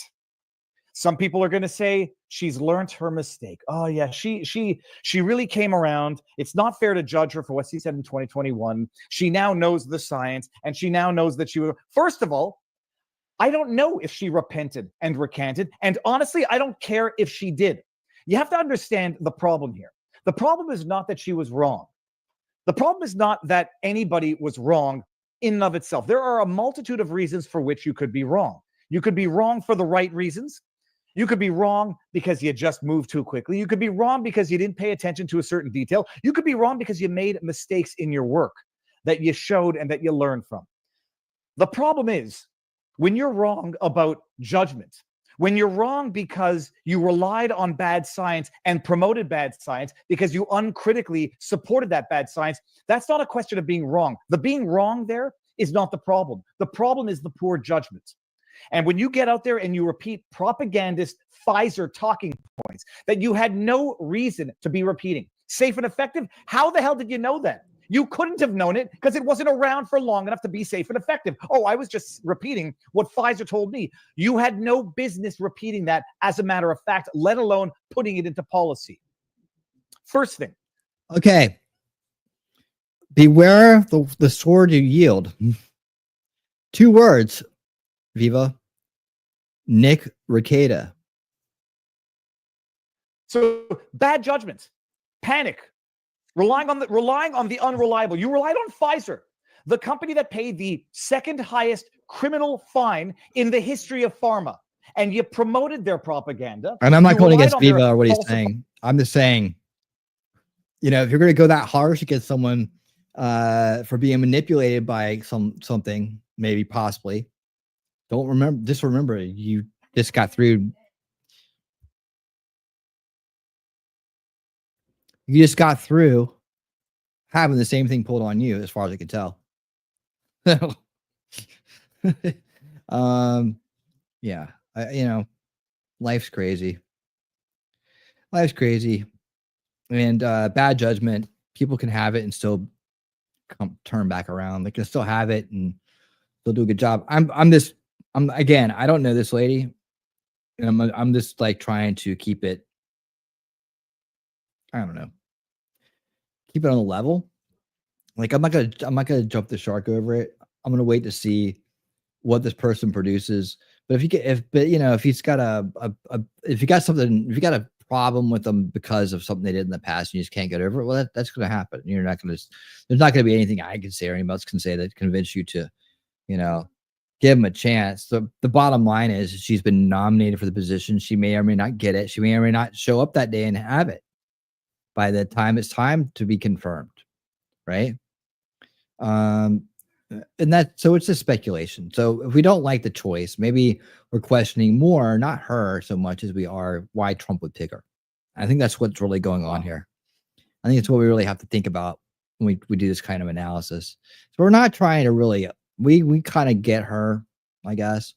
We don't know what kind of person she's going to be in office or what. And like he said himself, he's going to do this piece on her, but he didn't go out and find out if she changed her mind or not, or she come around or she had any epiphanies. It's just bad judgment, right? It's just bad judgment at this point. So I got to call it out as I see it, not being on one side or the other. I just want the best for this country. I think this position is very small in terms of impact on what we need to do in terms of root cause issues. This seems like more people's personal vendettas, and that's fine. I don't care. I'm not gonna get in the middle of it. Hate her if you want to hate her. Love her if you want to love her. She gets the job. She's got the job. Yeah, Trump could change his mind. I think Dr. Means would be a better surgeon. He could be. He could change his mind. She could bow out. She could decide not to do it. She could not get confirmed. I don't know. You know what I would like to look at more is like, is she beholden? And this is what will happen when you enter in confirmations. Is she beholden to any pharmaceutical companies? That's more what's going to change my mind. Like if she's on the payroll of, you know, in some of these companies, she's got deals going on some of these companies, then that's where my suspicions lie. I don't, you know, she came out and hid the line, you know, and yeah, well, poor judgment, no judgment. I don't know. You know, everybody was saying the same thing. So it's just really tough to go back and judge from the past like that. In that time period where there's so much disinformation, so much manipulation. We had Anthony Fauci in front of all of it, just being a fucking kook. They were lying about where it came from, what it was, who did it. I mean, everything. And they were trying to oust Trump from the second term at the same time. There was so much going on. But you know, it's just analysis. We're just analyzing things. I don't know. Is it a reward for bad judgment she's getting? I don't know. I guess I don't think it should be rewarded either. But you know, at the same time, did she know it was bad judgment at the time? I don't know. It's one of those things. But like I said, I'm not trying to defend the pick at all. I'm just throwing out some arguments for thought. And I just want to keep everything positive, right? We've had a lot of momentum. We're excited for this president. We're excited for this administration. And ultimately, we elected him to lead us, and his decisions will be what we go on. And, you know, we need him to be effective. And that's pretty much it. So let's keep the positive vibes going. about all that. Remember how hard we fought to get here and how excited we are to be here. And it could be worse. We could have Kamala and the corrupt establishment for another 4 years or forever. So I guess I just don't want to complain. Falsified figures, falsified numbers, and you actually put it into policy. You promoted what I believe is child abuse. I don't. That's great, but how did she know that? She knew they were falsified numbers. She knew all that shit. Again, this is where the dogpiling, I think, happens, where it becomes personal. I think it's child abuse. I think it's that. Yeah, it was horrifying. And the whole reason Viva moved to America from Canada is because, mass children and stuff. And I know we all had to do things as parents that we didn't like during that time. And some people made really bad decisions. Some people had to go along to get along. And some of us wrote in between the lines, right? And there was a time when Viva would have gone along with all of this without thinking twice, right? It was just a few years ago. So I don't know if he remembers that or not, but I do. I remember I started watching his channel before he knew shit about politics. We still thought it was an honest system. He still listened to the mainstream media. I remember that Viva, but that's cool. He's awesome. But I hope he doesn't forget those times. Masking up of kids outdoors. Social distancing, there never was all science ridiculous behind shit. that. So for her to have repeated that for which there was never science, and that for which she had no reason to repeat as scientific policy, makes the problem here. But here's the thing: she was told there was science behind it. So I mean, and again, this is him hypothesizing and me doing the same damn thing because of it, right? He doesn't know what she thought and why she did things. He has no idea. And I do this, that the one thing about, Viva is he can get hysterical over just about anything. Right. And he's not wrong about the masking of kids. That sucked. I mean, there are so many things I agree with him on, but he's the master of getting hysterical. And I think that's why he does so great at YouTube. So people want to see hysteria. They want to see, that kind of shit. They want to see it. And he's got a great personality and he has a great delivery and he works hard. He's a likable, nice person, but he also has that, when he gets going, right? That's the attraction of the Viva's brand. That the hard work and the scowl, I'm being serious now. You better listen to me. That kind of stuff. That's what makes him adorable. I want to say, I don't want to say adorable, but that's like I'm thinking of a word that's close to that, and that's the one that came to my mind. That's what makes him personable. That's what makes him endearing. Yeah, that's what makes him endearing to all. Okay. Let's see. Unless we dogpile, we're doomed to repeat it. I mean, we're gonna dogpile on someone who we don't even know about. Like, again, this is just like, I feel like it's so much hearsay. I'll tell you what we're going to do. I promise you this. We're going to cover the confirmations right here on this channel. We will sit here together and we will watch them ask questions to these people. We will listen to their answers carefully and we will research them. And like I said, my deal breaker for anybody in medicine is if they're beholden to, the big pharma, big med tech, big anything.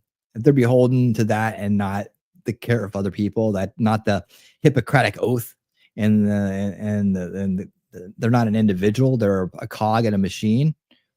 That's where you're gonna find me checking out quickly. Like, I'm always about that.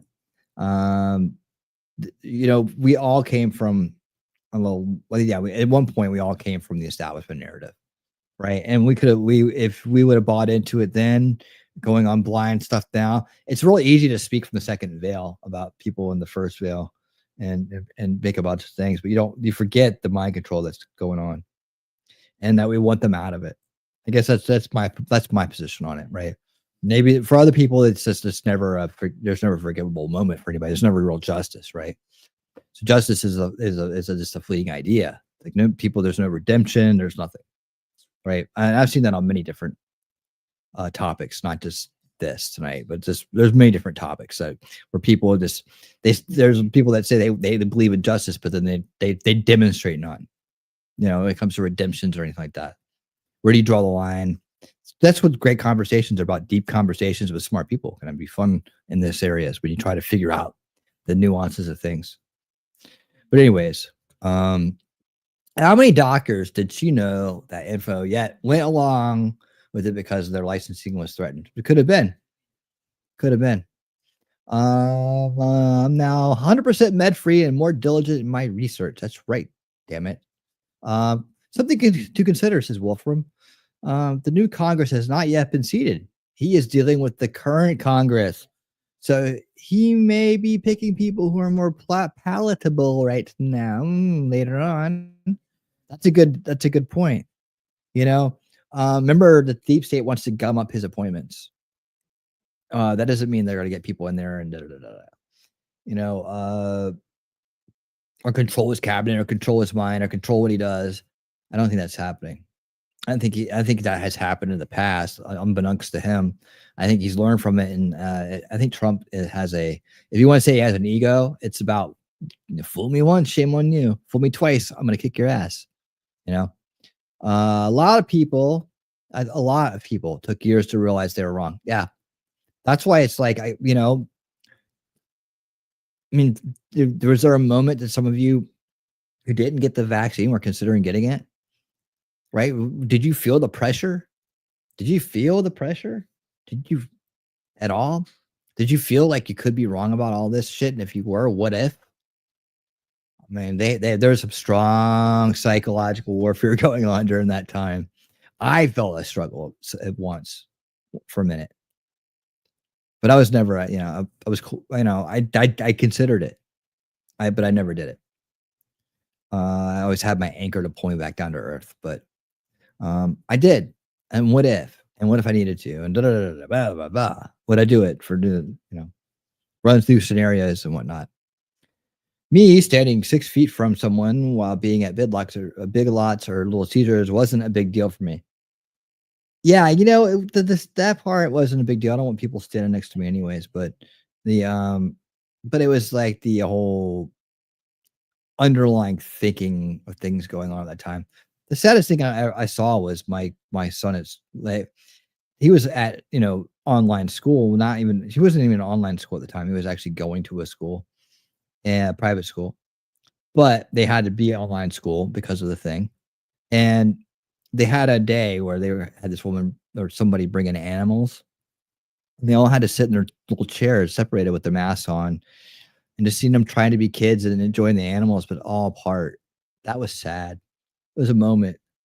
I was sad when I saw that. I saw my kid having fun and laughing at the parrot and enjoying himself, having to be separated from all the other kids. And that school ended up sucking ass anyways, but that sucked. I hated that. I hated that for him. That's when I got real mad. But I was already kind of mad. But that sucked. But he still had a good day. It didn't matter to them. They still had a good time. They still got to see the bird and hold it on his arm. It was sad to watch kids in masks separated by chairs. When the new Congress is seated and these people expose themselves, they can be replaced. Exactly. Nothing's the end of the world. That's what I'm trying to say. The 2 words, you're fired. Real easy to say. It's so easy. The deep state is not going to control them. I don't think. If he does, we're in trouble. We're all fucked anyways. So party on, dude. Let's see. Most doctors are beholden to big pharma. They I tell you though, I watched a very stubborn woman change her mind about the vaccines once she got the right information. A very stubborn woman, indeed. And yeah, stubborn woman I grew up with. Jacob Castro. Hopefully the right people are in hearing. There we go. Yeah, there we go. And we're gonna be the right people. We'll be there. We'll be there. We'll give them hell. I do not look forward to questioning. I want definite answers on where every pick stands on the area of expertise. Should be interesting to say the least. Agreed, T3, said Heidi. Memento, I'm a big hugger. 6 feet is torture for me. Why not nominate someone who was right from the beginning? Yeah, why not? I don't know. I don't know. I looked for Trump's reasons for the nomination. And I haven't yet to find it. I was looking on this, I usually go to the X page, right? He puts out the big Trump statement. I, Donald Trump, hereby nominate. Oh, wait, I'm doing Kennedy. But I don't see it. I was going to go through this afterwards. I'm thrilled to announce United States. He still has the Matt Gaetz announcement up there and shit from like weeks ago. Like, where is the updated stuff, man? Dude. Pete, Heads X, fill it in. Swamp the vote. Nothing. I can't find anything on his X page, but I'd like to read his statements on it. I tried to go to let me see. Viva, talk for a minute so I can go over here and look at the ground news, see if I find anything. Not the fact that she was wrong, but she was wrong for the very, very, very worst wrong reasons. And I haven't even gotten into the censorship part. There's a clip going around that's going viral of supporting censorship. This pick for Surgeon General supporting Facebook's censorship on vaccine misinformation and disinformation. So you have a person who acts too quickly in times of uncertainty, repeats the words of people that she has no business. Acts too. That's unfair. I think that first part's unfair. You acted a little too quickly on Nick Rekieta, didn't you? In times of uncertainty, you went and backed him up, right? Caused a giant rift down in LawTube for yourselves and for Barnes. People got Barnes attacked all over the place. I can think of a bunch of other times that you've reacted too quickly. So let's not throw stones in glass houses, my friend. This repeating, saying as a matter of fact statements for which she had not only no reason to say as matter of facts, which her medical critical brain should have known could not be said. Safe and effective after 6 months of trials? Had she not heard of Maddie DeGarry back in the day? I did. And in addition to all of that, she then comes out and supports censorship. I don't care what she had by way of born-again revelation. She might be able to be forgiven if you assume that you can forgive people for committing what I believe are crimes against humanity, against children. You might have it in your heart. Well, like 23 grams of cocaine in the house? Dude, Viva, sometimes, man. I love you, buddy. This is painful to watch. To forgive her. But she is never to be trusted in a position of power ever again. If somebody can't handle a gun, they panic under pressure, and they accidentally shoot somebody that they meant to taser. Well, you might forgive them. You might say they're criminally not liable, but you don't say, all right, now jump back into that position and here's another gun. The only reason why that's not necessarily analogous is somebody can be trained to handle a gun safely. When someone has displayed... No, hey, for what it's worth, nobody likes this pick. I mean, nobody does. So, I mean, piling on is going to be the way it goes. But I'm reading the ground news headlines on this, and nobody likes this pick. I wish I could just find one thing to hear the other side of it. I need to, my mind needs to balance it. Everybody's like, fucking hate her, burn her. She's a witch. She's a witch. Radically poor judgment. You might be able to forgive them. You might be able to understand how, we were all duped. Hey, I was duped. I never took it upon myself to force anything on anybody else. I was duped. I never supported the idea of... But it wasn't your position to do so. It wasn't your position to do so, in all fairness. Masking children? I was duped. Social distancing was a crime against humanity. Locking people up into... She was talking about gatherings, limiting gatherings. These were crimes against humanity for which there was never... These were orders handed down. These were not her original thoughts. Any science. And people say, trust Donald Trump. You have to rely on his good judgment. Don't let the man make the same mistakes he made. Okay, fine. Everybody's guilty. Everybody's fucking... They all did it. They all did it. Everybody was in on it. They all did it. They all got together and decided to do it. She's probably the head vampire. She probably came up with it all herself. I mean, come on, dude. Seriously, this is how you make this is 15-minute video. I mean, I get it. You don't have to go on and on about it. She obviously said the things she said, did the things she did. And we obviously know when that was. But I mean, he's not the only one. There's some headlines from Granda News real quick. Viva sits there with his patented face on. Nominees, Trump nominee, UAMS grad for Surgeon General. Jeanette Fox News contributor and medical doctor in New York and New Jersey. Was okay. That's pretty much the most benign headline I heard. Red State says U.S. President Trump must reconsider the nomination of Dr. Jeanette Nishawit to be Surgeon General.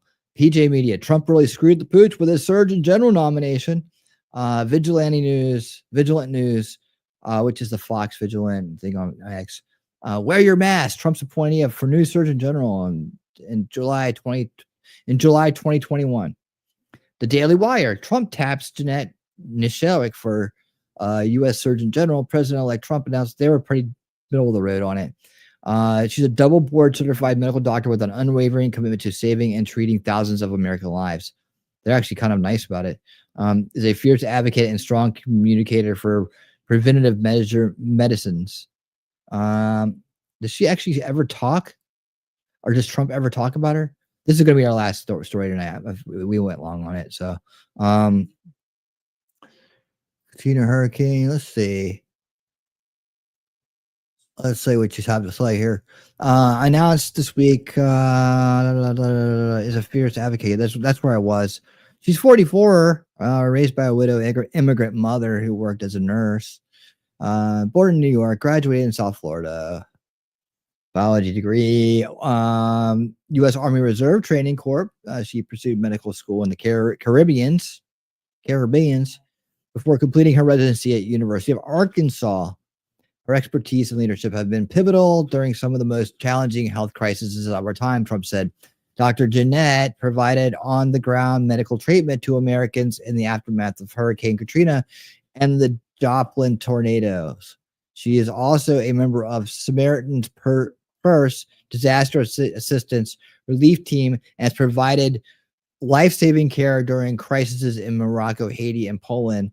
Let's see, deeply honored and humbled to be nominated. Thank you, Mr. President, for your trust. I pledge to work tirelessly to promote health, inspire hope, and serve our nations with direct care. All right, so that's what she. Oh, there's this little statement. Okay, so yeah, that's the statement. That was Trump's statement. But yeah, most people around the world here and headlines. Let's see, what is the left saying about this? Left. Trump takes medical doctor. Let's see, anything. A time for Surgeon General. They're all really happy about it. So that automatically puts me on the other side of it. Could be jail if he has to. Could be president from jail if he has to. Surgeon General opinion. What? Oh, Jesus. Okay. So yeah, the left isn't saying but many bad things about it. The right is saying the earth, that everything's on fire. The center is saying a little bit of both. How Jeanette Nishawik and RFK Jr. could be split on vaccines. Oh, we got a lot of balance going on here, at least. Yeah, there you go. That's pretty much it on that. Okay, go ahead, Viva. Made the last time. Some people are going to say, well, it's a Surgeon General. She's going to be working under RFK Jr., so she'll be listening to him. That's the dumbest excuse I've ever heard in my life. No? Oh, she's going to be working under RFK Jr., so put somebody in under RFK Jr. with wildly bad judgment? I don't care. She could be the nicest, sweetest. He's prosecuting her like a lawyer right now. Lucifer, what's up? What's going on? Nah, I like Viva's takes, but he's prosecuting. He's prosecuting. And he's doing it without evidence. That's the thing. He's making assumptions about a lot of things. But I get where he's coming from. I understand he's passionate about it. I am too.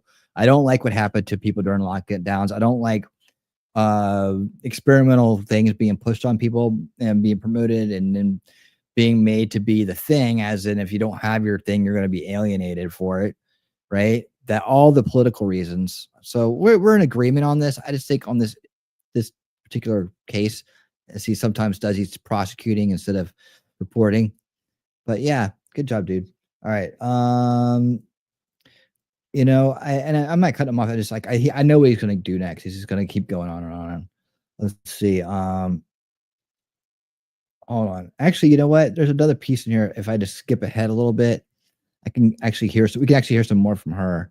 So let's let her bury herself a little bit more here. If you are fully vaccinated, then it is safe to go outside, to go hiking. All right, that's the thing you said up front. What's the rest of this? Have to still wear a mask. All right, this is all the same. This is the same interview from before. Never mind. Hold on a second.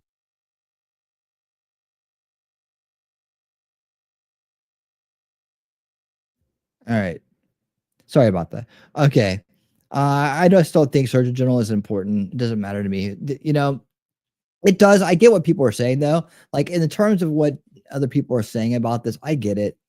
I'm really not arguing with anybody. I'm just trying to throw in things out there to kind of keep us based and level on it. You know, as I see, hopefully the right people are hearing. Yes, Jacob. And you know, why not nominate someone who didn't do that? There's plenty of people out there, right? So is it a narrow field? Like why? That's the thing, is like, why pick her? Why, you know, that's the question I would ask. Like, why pick her? It's kind of like, you know, you got a million people to choose from, but you chose somebody who's going to be controversial for some reason. Is there a favor that's owed? I mean, what's going on? But yeah, I understand you're trying to be objective, but there needs to be a certain drastic posture we should be taking, and these picks aren't it. Well, you know, we'll see. I think some of them are very drastic, I guess, according to some people. I don't know.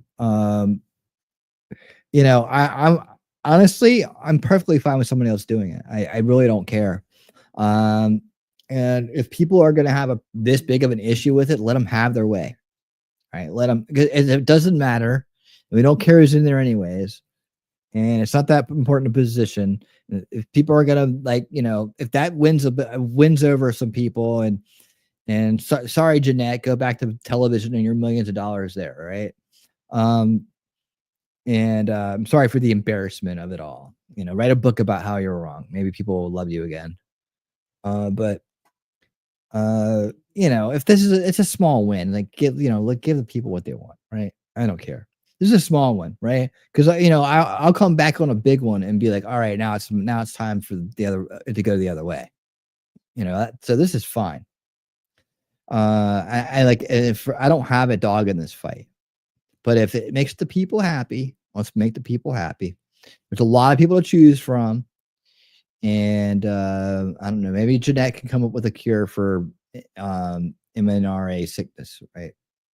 And then people would love you again. Then maybe people will love you again. Maybe. All right. So yes, sir. There you go. I'm hardlining now, Jacob. Hardlining. Let's see. I give an illusion of balanced viewpoints. Can't accuse him of being extremist. This gives you. He may also be putting picks. He may also be putting picks the other side will like in bullshit positions with big titles and no real power. Makes him look more balanced. You know, there are things we don't know. I just don't think the Surgeon General is important yet. I remember you said that before. Optics count.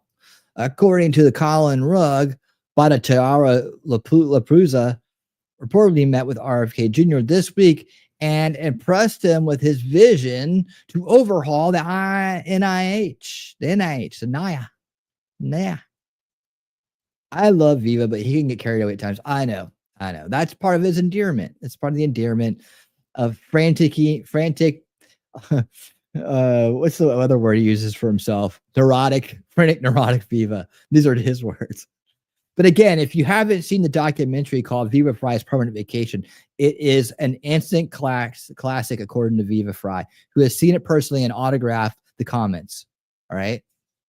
So you have to do yourself a favor and understand this man's condition, what he's been through. This movie will put it into light. It's pinned in the comments. All right. And it should be saved to your permanent playlist forever. You need to watch it probably once a year just to go through the plight of these poor Canadians and what they have to do to flee the tyranny of their country. All right. It's all there. Instant classic. All right. I'm starting to wonder if he's picking people based on how many times they've been on Fox News. Maybe. Go back to TV, Janet. Write a book. Go on The View. Go, Janet. All right. Just because people want something doesn't mean they should have it. It doesn't mean it's good for them. That's true. Kind of like those GMO cookies. Right. True, Heidi, says Wolfram. And then I'm going to agree with that. And on that note, I have one more thing to show you. before we get on out of here, it's very short, but we're going to end on a happy, funny note here. Ladies and gentlemen, if you haven't seen it yet, you wonder what Kamala Harris has been up to? Well, she put out this post today of encouragement. And just let me know what you think of it. I just have to remind you, don't you ever let anybody take your power from you. You have the same power that you did before November 5th. And you have the same purpose that you did. And you have the same ability to engage and inspire. So don't ever let anybody or any circumstance take your power from you. I just have to remind you. So Kamala's been hitting the sauce, evidently.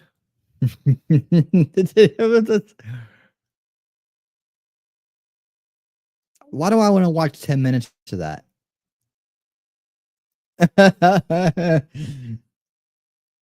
Why would I want to watch 10 minutes of that? Don't you ever let anybody. You have the same power that you did before November 5th. And you have the same purpose that you did. And you have the same ability to engage and inspire. So don't ever let anybody or any circumstance take your power from you. I just have to remind you. This goes on and on and on and on and on and on. That's old vodka neck. That's old vodka neck. Yeah, look at the old vodka neck. Check out the bags under her eyes, the growls on the Pelosi neck. What? No, I'd never do anything like that. I never would do anything like that. So, never. Let's make sure. Hold on. Don't you ever let anybody take your power from you. You have the same power that you did before November 5th. And you have the same purpose that you did.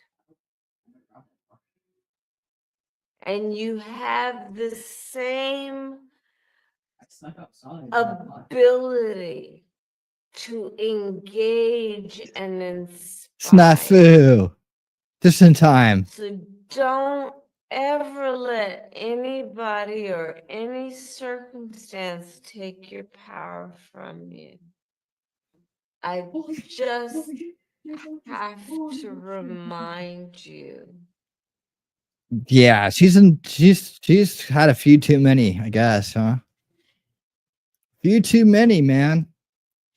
All right, guys, thank you so much for being here this evening. I totally appreciate each and every one of you. Love hanging out with you. Love the conversations out there tonight. We had a good old-fashioned, great old time, and I'm so happy each and every one of you choose to be here, growing your brains, getting smarter, being part of the solution, all the fun things in life that really matter. Here we have it, and there you are. All right.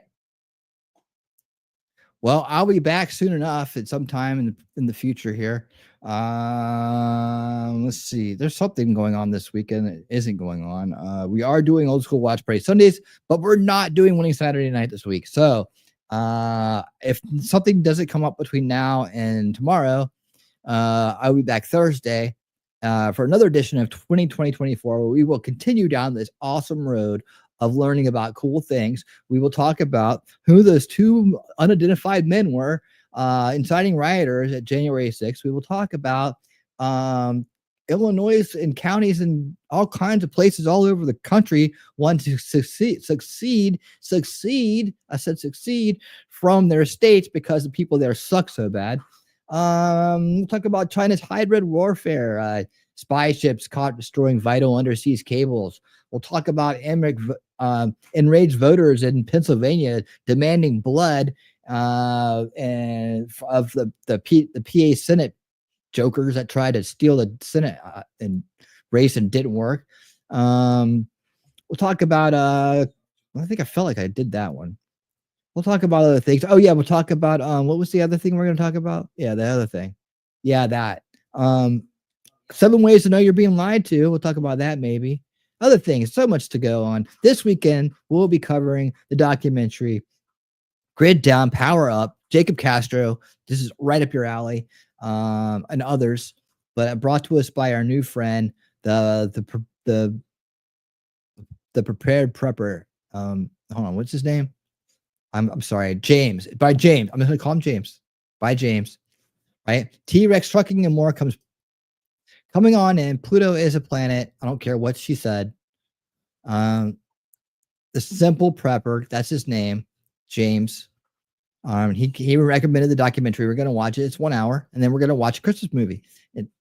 And we're gonna watch a Christmas movie. And I'll figure out what that is. And probably maybe it's Gremlins or something. I don't know. You guys want to vote on it Thursday? Let's vote on it Thursday, as well as we'll talk about our next book coming up for a lot. Look into these books, decide which one you guys will. Thank you. Look at all the nice people in the crowd. Think about these books, which ones you guys want to read together that are into reading books together. The 3 choices on the table, you can be more than this, but are Propaganda Wars, How the Global Elite Control What You See, Think, and Feel by Glenn Beck. We'll talk more about that a little bit tomorrow. Government Gangsters, The Deep State, the Truth, and the Battle for Our Democracy by Kash Patel. And the War and Warriors Behind the Betrayal of the Men Who Keep Us Free by Pete Hegseth. And I'm welcoming any other nominations for our next book read on Unrigged the Game. We have 2 more episodes left with Big Intel, which has been a blockbuster so far. I hope you guys are all getting to enjoy that. That's what's coming up, as well as Winning 2024 at 7:30. It's gonna be 7:30 on Thursday night. It's gonna be freaking awesome. Can't wait to see each and every one of you there.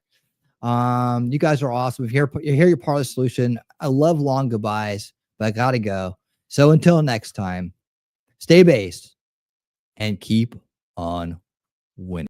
If you've lost faith in humanity, clap your hands. If you've lost faith in humanity, and this is your villain origin story, if you've lost faith in humanity, clap your hands.